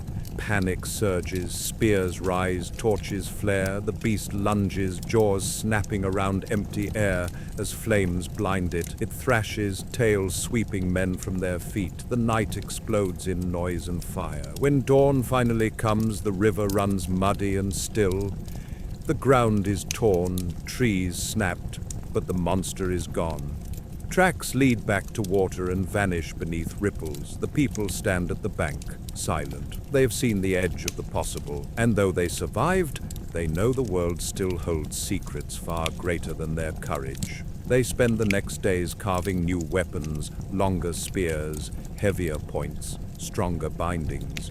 The young paint images of the creature on bark and rock, the first dragon, born not of myth but of memory. Fear becomes art again, and art becomes knowledge. The rains continue, thickening rivers until they sing. In those songs the people hear patterns, warnings of flood, hints of fish migration. Listening becomes survival. They realize the world speaks constantly. They need only learn the grammar. When they imitate bird calls to lure prey, they laugh at their own success. Imitation becomes communication. And communication is the beginning of civilization. One evening, the eldest of the tribe sits by the fire, turning a crocodile tooth between his fingers. He tells the children that every predator carries a lesson. The lion taught courage, the bear patience, the serpent awareness.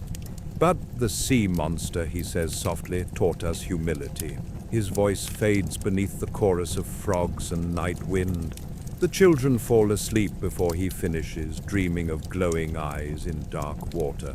The old man watches the fire die and smiles. Humanity has begun to fear itself less and the world more clearly. That, he knows, is progress. The air smells of ozone and wet grass. Morning light pushes through the clouds in pale shafts that touch the surface of the river, turning it silver for a heartbeat. The people wake slowly, stretching, yawning, their skins slick with humidity. They have survived another season of storms. The land around them glows green, almost too alive. Children gather snails from puddles while hunters check traps along the edge of the forest. The traps are clever things, loops of vine hidden beneath leaves, weighted stones ready to fall. The design came to a woman in a dream, she says, a whisper from the spirits of the animals themselves. When the first rabbit jerks the vine and the stone drops, the tribe cheers. Knowledge is worship now. To invent is to pray. As the sun climbs, they move deeper into the forest. The light shifts from gold to emerald, filtered through endless leaves. Birds flash like shards of sky. Somewhere ahead, a growl rolls through the underbrush, long, deep, deliberate. The hunters freeze, the wolves press low, ears flat. From the shadow of a fallen tree, amber eyes open. The shape that rises is cat-like but heavier, shoulders massive, fur mottled with spots the color of dusk. A jaguar. The forest is quiet executioner. It steps into view without hurry. Every muscle moves like poured water. The hunters back away, hands gripping spears they know will not matter if it chooses to attack. The cat-esque gaze passes over them, slow, assessing. Then it turns aside, vanishing into leaves so thick it might have been smoke. Only the silence it leaves behind feels real. That night by the fire, they retell the encounter until the fear becomes fascination. The elders say that the jaguar carries the voice of the forest, that its roar is thunder made flesh. They carve its image into a drum and beat it softly during storms to keep the balance between respect and defiance. The younger ones listen, half believing, half inspired. Each generation rewrites terror into culture. Rain returns, heavy enough to flatten grass. The river floods, swallowing paths and huts. The people flee to higher ground, climbing cliffs that look down on the swollen valley. From that height they watch crocodiles glide between trees, fish leaping among branches. The world seems to have turned upside down. The elders remind them, every flood recedes. Patience is another inheritance from fear. When the waters finally pull back, they leave behind new soil, rich and dark. Crops sprout faster here, roots thick and sweet. For the first time, the people plant with purpose, not chance. They have learned that the same forces that destroy can also create. The flood is predator and provider in one breath. Seasons pass.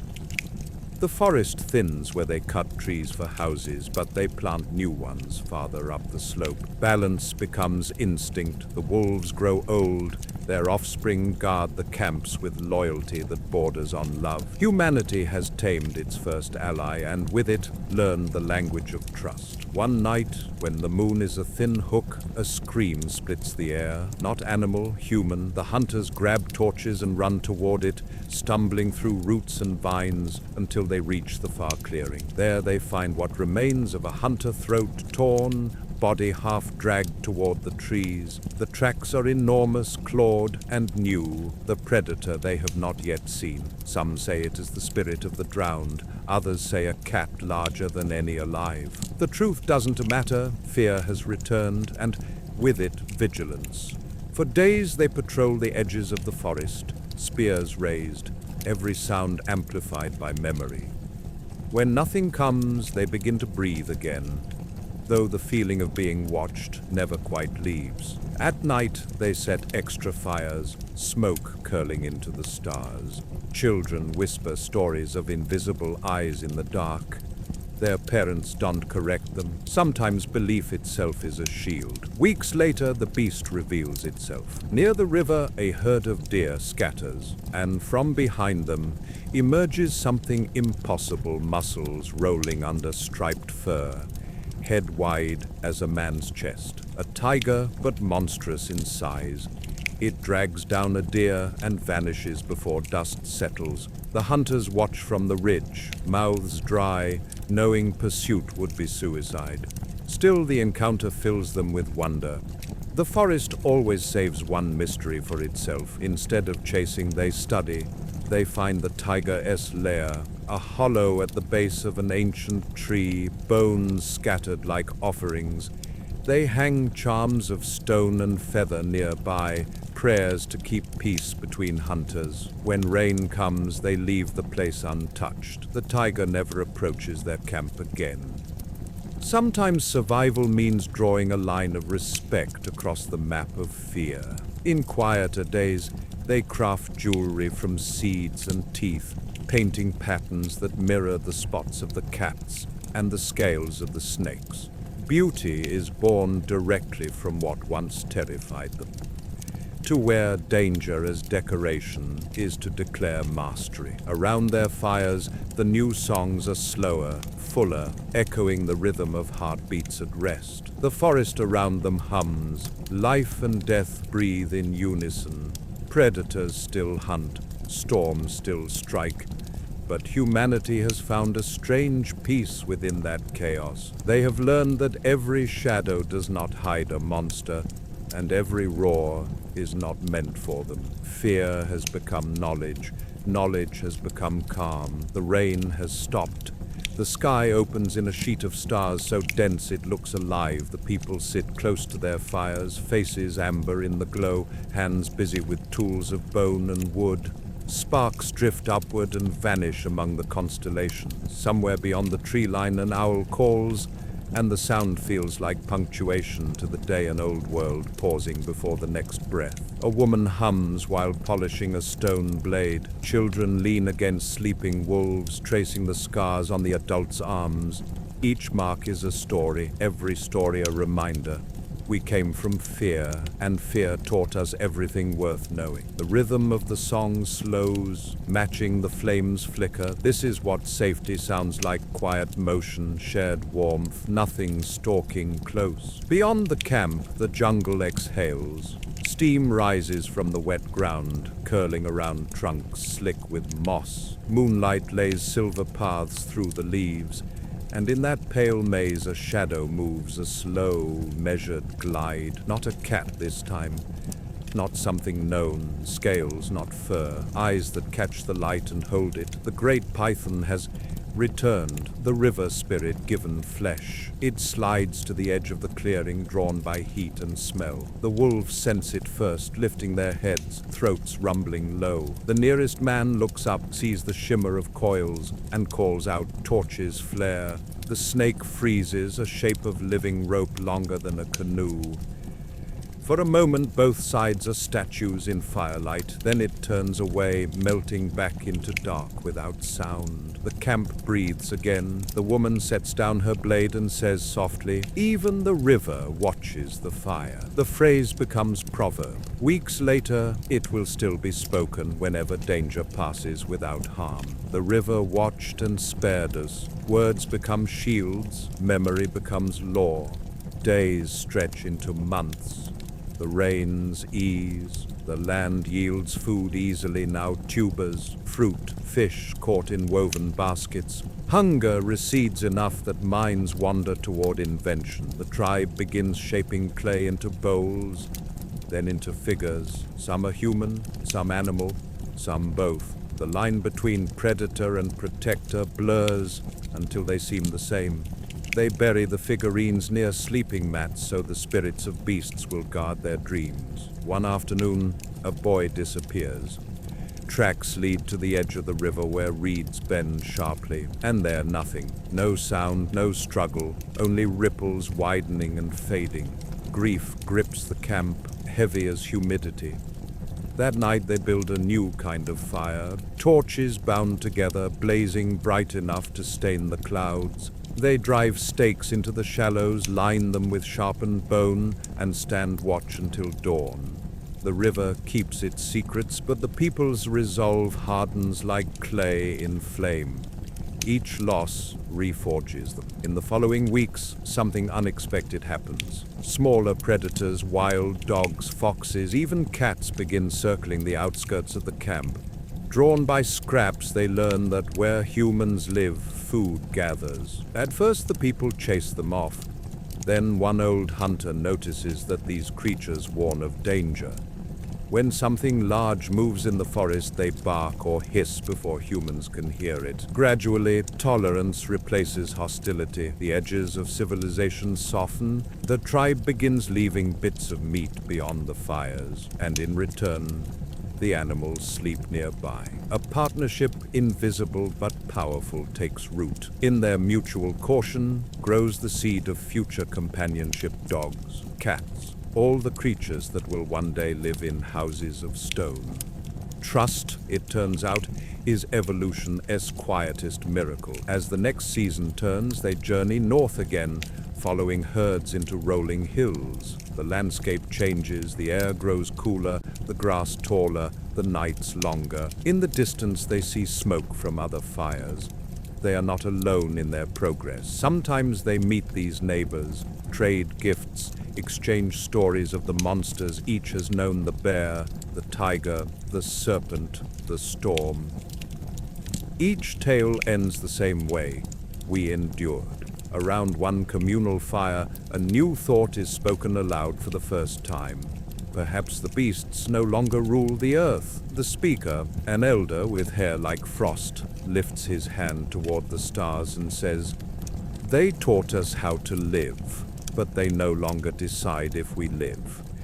The others fall silent, realizing the truth. The most dangerous predators still walk the forests and rivers, but humanity has learned how to outweight them, outthink them, outlast them. The world has tilted. Later, when the fires die low and sleep pulls at their eyes, the wolves lift their heads and howl. The sound rolls across the plain, rich and mournful, neither warning nor victory. Cries something older, deeper, like gratitude. The people listen, hearts stirring with a feeling that has no name, yet they do not know it. But the long war between prey and predator is nearly over. The dawn that follows is quiet. Mist drifts in thin veils over the grass. Footprints of men, women, children, and wolves crisscross the mud beside the river. The water reflects sky instead of threat. In its calm surface, they see themselves small, fragile, but persistent. They smile at the reflection as if greeting an old friend. Behind them, deep in the forest, a single roar echoes low, distant, fading. It is the voice of an era closing. The predators will remain, but the fear they once commanded is ending. Humanity walks away from the sound without turning back. Firelight and sunrise merge. The path ahead glows golden, the world waits wide and wild, and the people move toward it in quiet confidence. carrying the memory of every creature that ever tried to stop them. The Ice Age has long since retreated into myth. Rivers wander through wide grasslands. Forests spread their green nets over mountains. The world feels generous again. And humanity has multiplied to fill it. Every horizon now carries the smoke of distant fires. People move not as small families, but as tribes that seem endless, following the migration of herds and the rhythm of seasons. Yet the law of danger remains. Where there is abundance, there is hunger. Lions still patrol the edges of light. Wolves hunt in packs that echo through the night. And farther south, in jungles heavy with scent, striped hunters prowl with patience sharpened by centuries. But the balance has shifted. Human mind has become the apex weapon. On the open plain, a herd of aurochs grazes massive cattle, horns curved like moons. Among them move hunters crouched behind tall grass, faces streaked with clay. They speak in gestures now, their hands flashing silent instructions. One lights a bundle of dry reeds, another waits for wind. Smoke rolls low, thick and lazy. The aurochs lift their heads, nostrils flaring. Confusion spreads through the herd. Instinct demands movement. When they run straight into the waiting line of spears. The earth shakes, shouts rise. A single thrust brings down a bull so large that even the predators circling the horizon hesitate to challenge it. As night falls, the hunters work by firelight, slicing meat, boiling marrow. Sparks fly upward like 1,000 small souls. The wolves pace at the edge of light, tails low but eyes trusting. When the scraps are thrown, they move forward without fear. The partnership forged in cold has survived the turning of the world. The humans watch them feed and feel an odd comfort, the reassurance that not every killer must be enemy. Beyond the plain lies forest, and beyond forest the mountains. From those ridges drift rumors of a beast no one has seen clearly. Only heard a howl deeper than any wolf, echoing like stone collapsing. Some say it walks upright, others swear it carries the heads of its prey in its hands. The elders listen and nod. Every new land invents its own monster to explain the shadows. Still they post extra watchmen. The lesson of fear is never wasted. One night the sentries hear it, a roar that isn't wind, that seems to press against the skin more than the ear. The fires sputter, the wolves grow still, the hunters grip spears and stare into the black between trees. For a heartbeat the forest holds its breath. Then, nothing, only the ordinary night sounds creeping back. The world exhales. The people keep their fires high until dawn. When morning breaks, they find tracks along the riverbank, massive prints with claw marks deep as fingers. They follow cautiously, spears ready. The trail ends where the ground drops away into a ravine. At the bottom, half buried in mud, lies the carcass of something enormous, bear-like, fur-matted, jaws open to show broken teeth. Perhaps the creature that hunted them was itself hunted by time. They climb back to the surface in silence. Fear, it seems, can die too. As years roll forward, the tribes grow bolder. They no longer settle only by rivers. They build on hills, using stone and timber. Their camps become villages, then beginnings of towns. They plant seeds deliberately, tend crops, domesticate animals that once fled from them. The distance between hunter and farmer marks the first step away from the wilderness that made them. Still, at night they paint beasts on walls, the memory of claws beside the memory of harvest. To forget danger is to invite it back. In the new warmth of this age, predators change shape. The great cats shrink. The wolves divide into many breeds, some wild, some tame.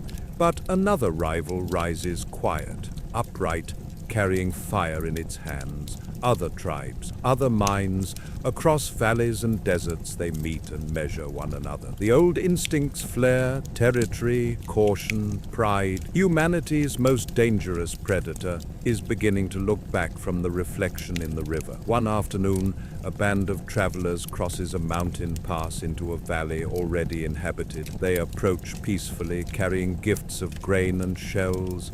The locals watch from behind wooden fences, uncertain. For 3 days, both camps remain separate, the distance charged with curiosity. On the 4th day, a misunderstanding, an arrow loosed at a hunting bird, misread as threat. By nightfall, fire stains the sky, screams echo through the gorge. The first true war leaves its ashes among the roots of civilization. When the survivors count their losses, they realize what the beasts never could. They have become each other's environment, each other's test. The world's sharpest mind has turned inward. And yet, even in ruin, something grows. They learn to build stronger walls, to plan together, to anticipate conflict before it begins. The same intelligence that once watched lions from the dark now studies human motives. Evolution has found a new battlefield, the mind itself.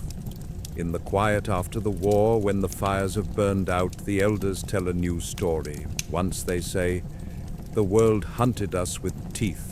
Now it hunts us with thought." Children listen wide-eyed, understanding little but remembering everything. Centuries later, those words will echo in new tongues, on new continents, under different skies. The rains return, washing blood from the soil, drawing new green from the earth. Life begins again because it always does. Along the river banks, herons stand motionless, spearing fish with beaks faster than arrows. The humans watch them and nod. There are lessons still to learn: patience, precision, grace. Even in dominance, they remain students of the wild. At dusk, as the camp settles, a man sits by the fire, carving the shape of a lion into a piece of wood. He works slowly, reverently. When he finishes, he holds it toward the flames and whispers, "You taught us." Then he sets it among the stones and walks away. The carving cracks in the heat, splits open, and the sparks leap free, bright, brief, and beautiful. Fear turned to art once more. Its waters, once ice, now carries silt from faraway mountains, feeding the fields that stretch across the horizon. Villages rise where forests once grew, thatched roofs like scattered nests, smoke curling skyward in lazy threads. Humanity has claimed the land, yet the wilderness does not vanish. It waits, patient, just beyond the clearing's edge.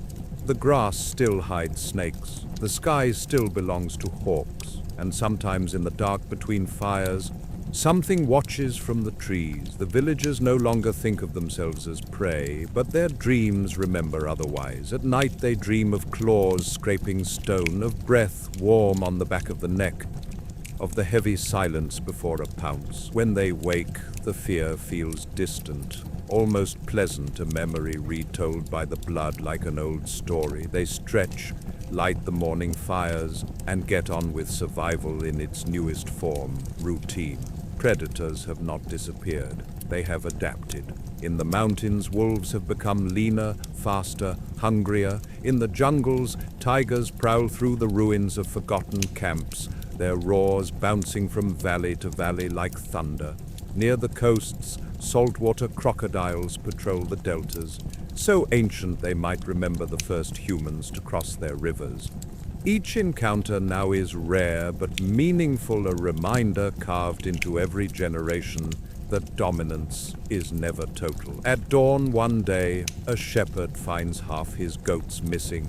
The tracks lead uphill through wet grass, ending in a trail of drag marks and blood. The villagers gather, spears and torches in hand. The elders warn them, "The mountains are not ours." But anger is louder than wisdom. They climb until mist swallows them, calling, listening. A shape moves among the clouds, a flash of striped fur, an echo of growl. Spears fly. For a moment the world explodes in motion. then stills. When the mist clears, the beast lies dead, a tiger, enormous, its eyes glassy but unbroken. The men stand around it, breathing hard. Victory feels heavy. They drag the body down the slope, skin it, take the teeth, hang the pelt in the village square. That night they celebrate, singing, drinking, pounding drums that echo through the forest. But when morning comes, they find the pelt gone. Only paw prints remain, smaller, lighter. Somewhere in the forest, another tiger has claimed the ghost of its kin. The lesson repeats itself. For every danger defeated,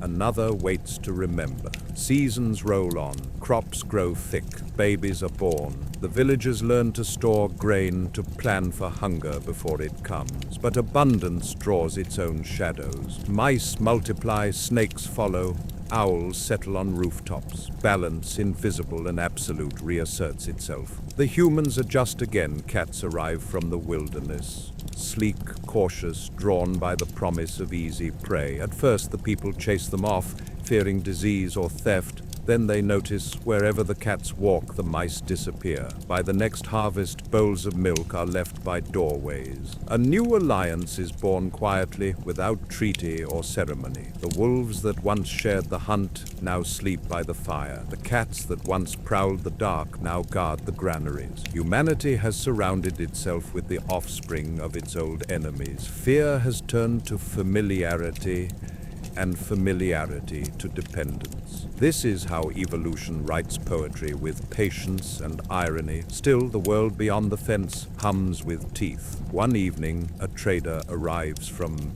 distant plains. He brings stories of monsters bigger than houses, beasts that crush trees when they walk and drink rivers dry. The villagers laugh at first, but the trader's face stays solemn. He speaks of footprints found in clay, too large to be real. The elders whisper among themselves. Some say he has seen the ghosts of the ancient giants, the mammoths and rhinos of the old world still wandering the edges of time. Whether true or not, the story lodges in their hearts. People begin to carve new shapes into their pottery. Tusks, trunks, eyes like moons. Art once again records what memory cannot confirm. As the years deepen, danger takes subtler forms. The great beasts grow rarer, but small things begin to kill. Sickness, hunger, drought. The same mind that learned to read claw marks must now learn to read clouds, soil, and stars. Those who can predict survive. Those who cannot fade like the roars of lions into wind. One dry season, the river shrinks to a ribbon. Crops wither, the wolves grow thin, and even the cats roam farther for food. Then the sickness comes, a fever that strikes without wound. The villagers burn herbs, hang charms, pray to the spirits of the beasts they once feared. For days the air smells of smoke and sweat. Half the camp falls silent before the rain finally breaks. When it ends, those who survive step outside and see the first green shoots pushing through mud. Life, indifferent and miraculous, continues. In gratitude, they carve a new totem, taller than a man. Its face a blend of animal and human, a lion's mane, a wolf-esque eyes, a serpent-esque grin. It watches over the village with an expression somewhere between mercy and menace. Every generation adds to it, smoothing its edges, repainting its scars. The idol becomes a history book written in fear and reverence. At night, children touch the totem-esque surface before sleeping. They dream of ancient hunts, of roaring skies, of fangs glinting in firelight. They wake safe in houses their ancestors could not imagine, yet the echo remains low and steady like a heartbeat passed down through time.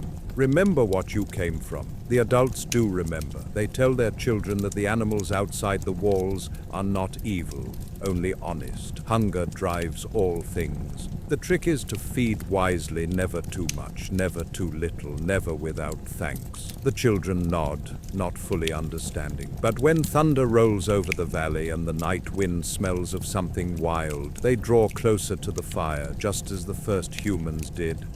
and wait for the storm to pass. Morning spreads gold across the fields, the river runs full again, fat with silt and promise. The people rise early, tending crops, patching roofs, sharpening tools dulled by yesterday's storms. The smell of wet soil mixes with wood smoke, a scent as old as humanity's hope. The village hums with motion and quiet purpose. Children chase dogs through puddles, cats stretch in windowsills, blinking slow approval at the sunlight. Every corner of life holds the echo of danger softened into routine. But peace never lasts long. It isn't meant to. Beyond the hills, the forest rustles with unseen motion. Trees sway against a wind that hasn't yet arrived.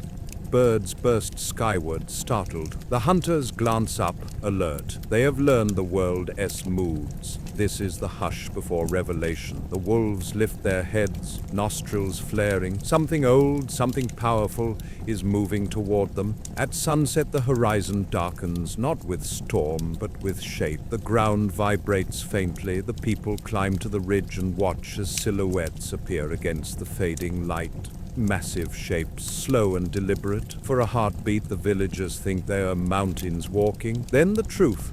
Elephants, taller than houses, tusks gleaming like crescents. The children gasp, the adults bow their heads in awe. These are the inheritors of the mammoths, the gentle giants that watched their ancestors learn fire. They have returned not as enemies, but as reminders of scale. The herd moves across the plain like a living tide. Trees crack underfoot, dust swirls. The elephants do not threaten, they pass through, indifferent to human presence. Yet their very size is humbling. The people kneel, whispering prayers to whatever spirit gave the earth such weight and grace.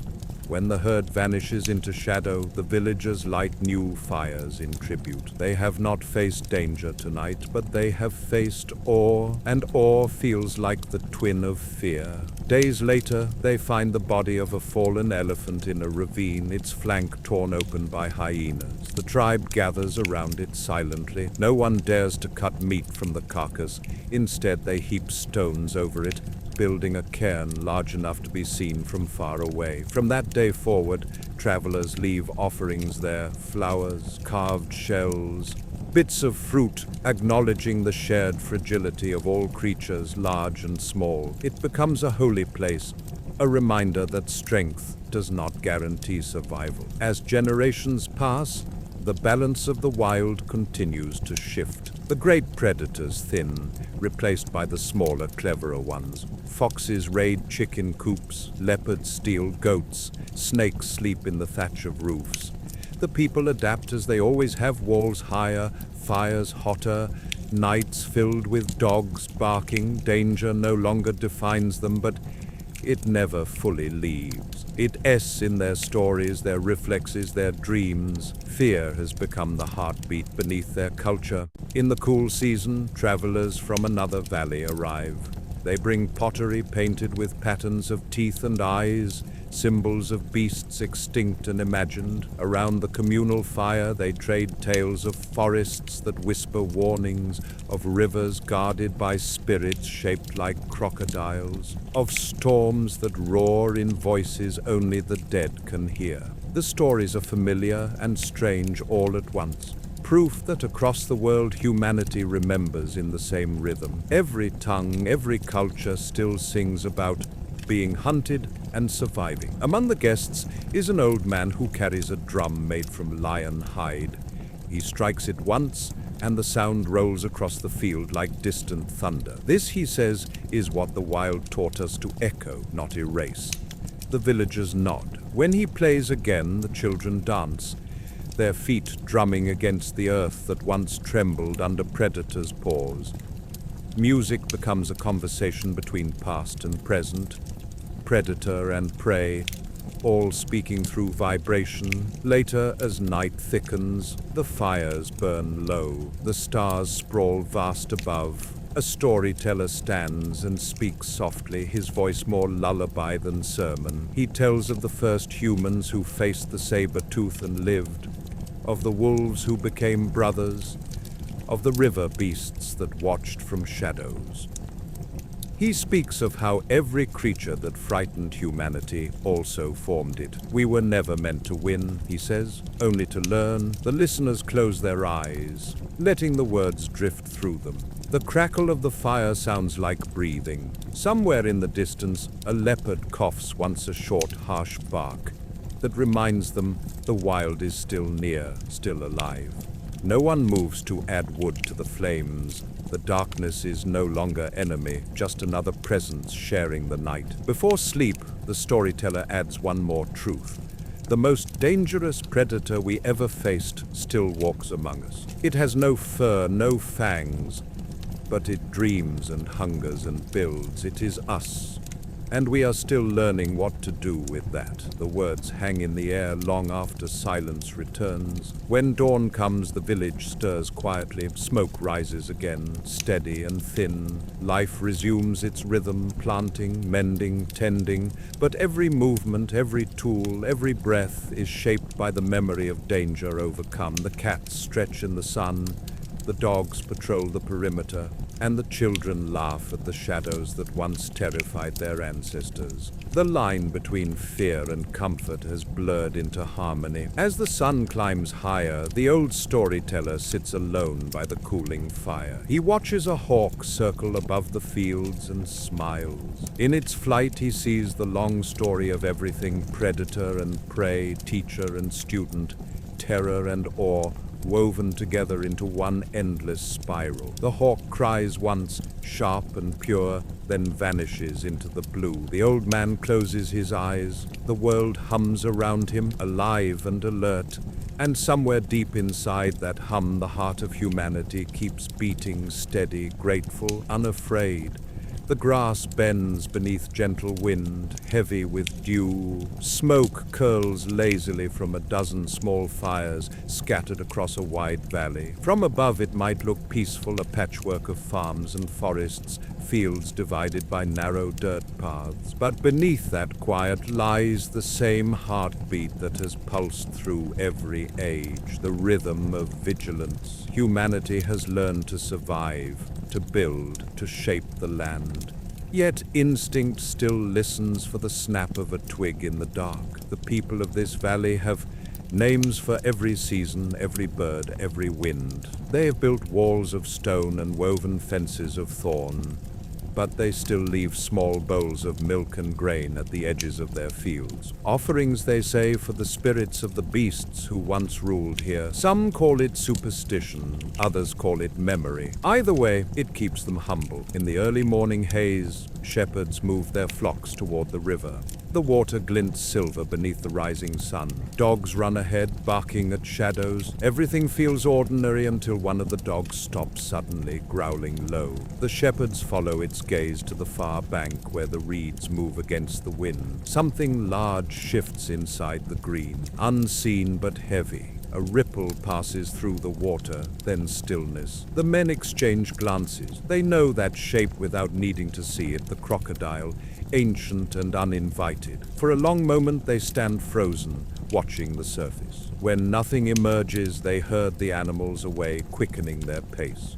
By evening, the story has reached every ear in the village. No one swims that river for weeks. Caution has become a kind of ritual prayer, a habit worn smooth by generations. At night, as firelight dances on clay walls, an elder tells the story of the crocodile again. His voice low and even, he explains that every danger the world presents is a conversation, not a curse. We answer with care, he says, not with arrogance. The children listen, wide-eyed. The dogs lie by the fire, dreaming of running water. Outside, the night hums with the quiet sound of life continuing as it always has. Days pass into months. The harvest comes and goes. The people grow confident again, forgetting the shape in the river. But one night, when the moon is full and the air thick with heat, a cry breaks the stillness. The villagers rush toward the sound. Near the riverbank, they find drag marks and blood. The surface of the water ripples faintly, then closes. The elders bow their heads. The crocodile had waited patiently, as it always does, Patience is the truest predator. The next day they dig trenches, build barriers of stakes, and post guards with torches. Fear renews discipline. And as always, the story grows with the telling. Soon it becomes not just a warning, but a myth, the river spirit, claiming a life for each harvest. In that transformation, tragedy becomes protection. Fear teaches even through sorrow. Beyond the valley, other tribes grow and thrive. They build roads that cut through forests and bridges that span rivers once feared. Stone replaces wood, iron replaces bone. With every invention, the wild retreats a little farther, but the memory of danger never fully fades. It hides inside caution, inside prayer, inside the twitch of the hand, reaching for a weapon before reason returns. As the people spread across the land, they meet new predators, not of fur or fang, but of their own making. Raiders who take by force what others have grown, soldiers who hunt not for food, but for glory. The old lessons of the hunt return in new form. Anticipate, adapt, survive. The battlefield becomes another jungle, the army another pack. Humanity has turned its animal cunning inward. In one distant kingdom, soldiers wear helmets shaped like lions' heads, believing they will inherit the beast's strength. In another, banners display eagles spreading their wings over conquered lands. The predators that once haunted humanity have become emblems of its power. Yet beneath the triumph, the old fear stirs an awareness that every symbol is also a shadow. They wear the lion not just to imitate courage, but to hide from what it once meant to run. Even in cities of stone and bronze, the night still holds its mysteries. The roar of beasts has faded, but a new kind of howl rises the wind through narrow streets. The cries of the desperate, the whisper of ambition, the jungle has moved inside the walls. One evening, as torches burn low, a scholar sits by his window listening to the wind. On his table lies a scroll filled with drawings of animals, lions, snakes, wolves, and men. He dips his brush and writes in careful strokes, "We became what we feared." He pauses, looks toward the dark fields beyond the city, and wonders if the world outside still remembers their shared beginnings. Somewhere out there, eyes gleam beneath the trees. He smiles faintly. The wilderness has not vanished. It has only learned to wait. The next morning, the scholar's students gather around him. He tells them stories of the old ages, of claws and firelight, of how people learned to listen to the earth instead of fighting it. "Never believe we conquered nature," he says. "We only learned to imitate her patience." The students nod, not fully understanding. But centuries from now, those words will echo again, rediscovered, reinterpreted, reborn. That night, clouds cover the moon. The wind shifts. The dogs outside the city begin to bark, a sound older than language, calling across walls and time. Somewhere in the distance, a single answering growl rumbles through the dark. It could be a wolf. It could be memory. It doesn't matter. The world still speaks in the language of hunger and heartbeat, and humanity still listens. In the centuries since the first fires, humanity has wrapped itself in layers of invention, walls, metal, light, but no wall is high enough to erase the shape of the wilderness. Beyond every city gate, the dark still hums with unseen eyes. In that dark, balance remains. The lions, the bears, the serpents, they have grown fewer, but they have not vanished. They have only learned to move at the edges of human noise. Farmers tell stories of sheep gone missing under new moons, of prints in mud too large to be dogs. Merchants traveling by night swear they see shapes pacing their wagons just out of torchlight. The soldiers who guard them laugh in daylight and go silent after sundown. The ancient pact between fear and survival continues, disguised now as superstition. One morning, a group of woodcutters returns from the forest, pale and shaking. They have found something, a cave mouth hidden behind vines lined with bones. Some are animal, some are not. The villagers gathered to see. Inside, the air smells of damp stone and iron. Scratches cover the walls, marks too deliberate to be natural, but too wild to be written language. The men light torches, venture deeper, and find the source. A skeleton larger than any man, the skull shaped wrong, the jaw broad enough to crush. Beside it, a stone club, its handle worn smooth. When they emerge, daylight blinds them. The story spreads fast. A giant, or perhaps an ancient tribe that hunted both man and beast. The elders say these were the shadows that stalked their ancestors, the ultimate predators of the old world, gone but not forgotten. That night, the villagers pile stones across the cave entrance and mark the spot with ash. Some doors, they decide, should remain closed. As time deepens, people forget where the cave lies. But the tale endures, told by fires to children who listen wide-eyed, imagining monsters half man, half beast. They learn, even if they don't know it, the first rule of wisdom: respect what came before you. Meanwhile, life pushes forward, crops expand, roads connect, ships cross seas once feared. The world shrinks, but the wild remains stitched through its edges like thread through cloth. In the deep jungles, leopards move silently as always. In the tundra, polar bears wait at breathing holes for seals that never learn. The planet itself is patient. It knows that balance always returns. In one city near the sea, fishermen bring back stories of strange creatures washing ashore after storms, fish with teeth like knives, whales scarred as if by battles unseen. The people gather at the docks, staring at these messengers from the deep. They remember the legends of sea serpents, leviathans, monsters that once dragged boats into the abyss. The ocean, it seems, still has corners no fire can reach.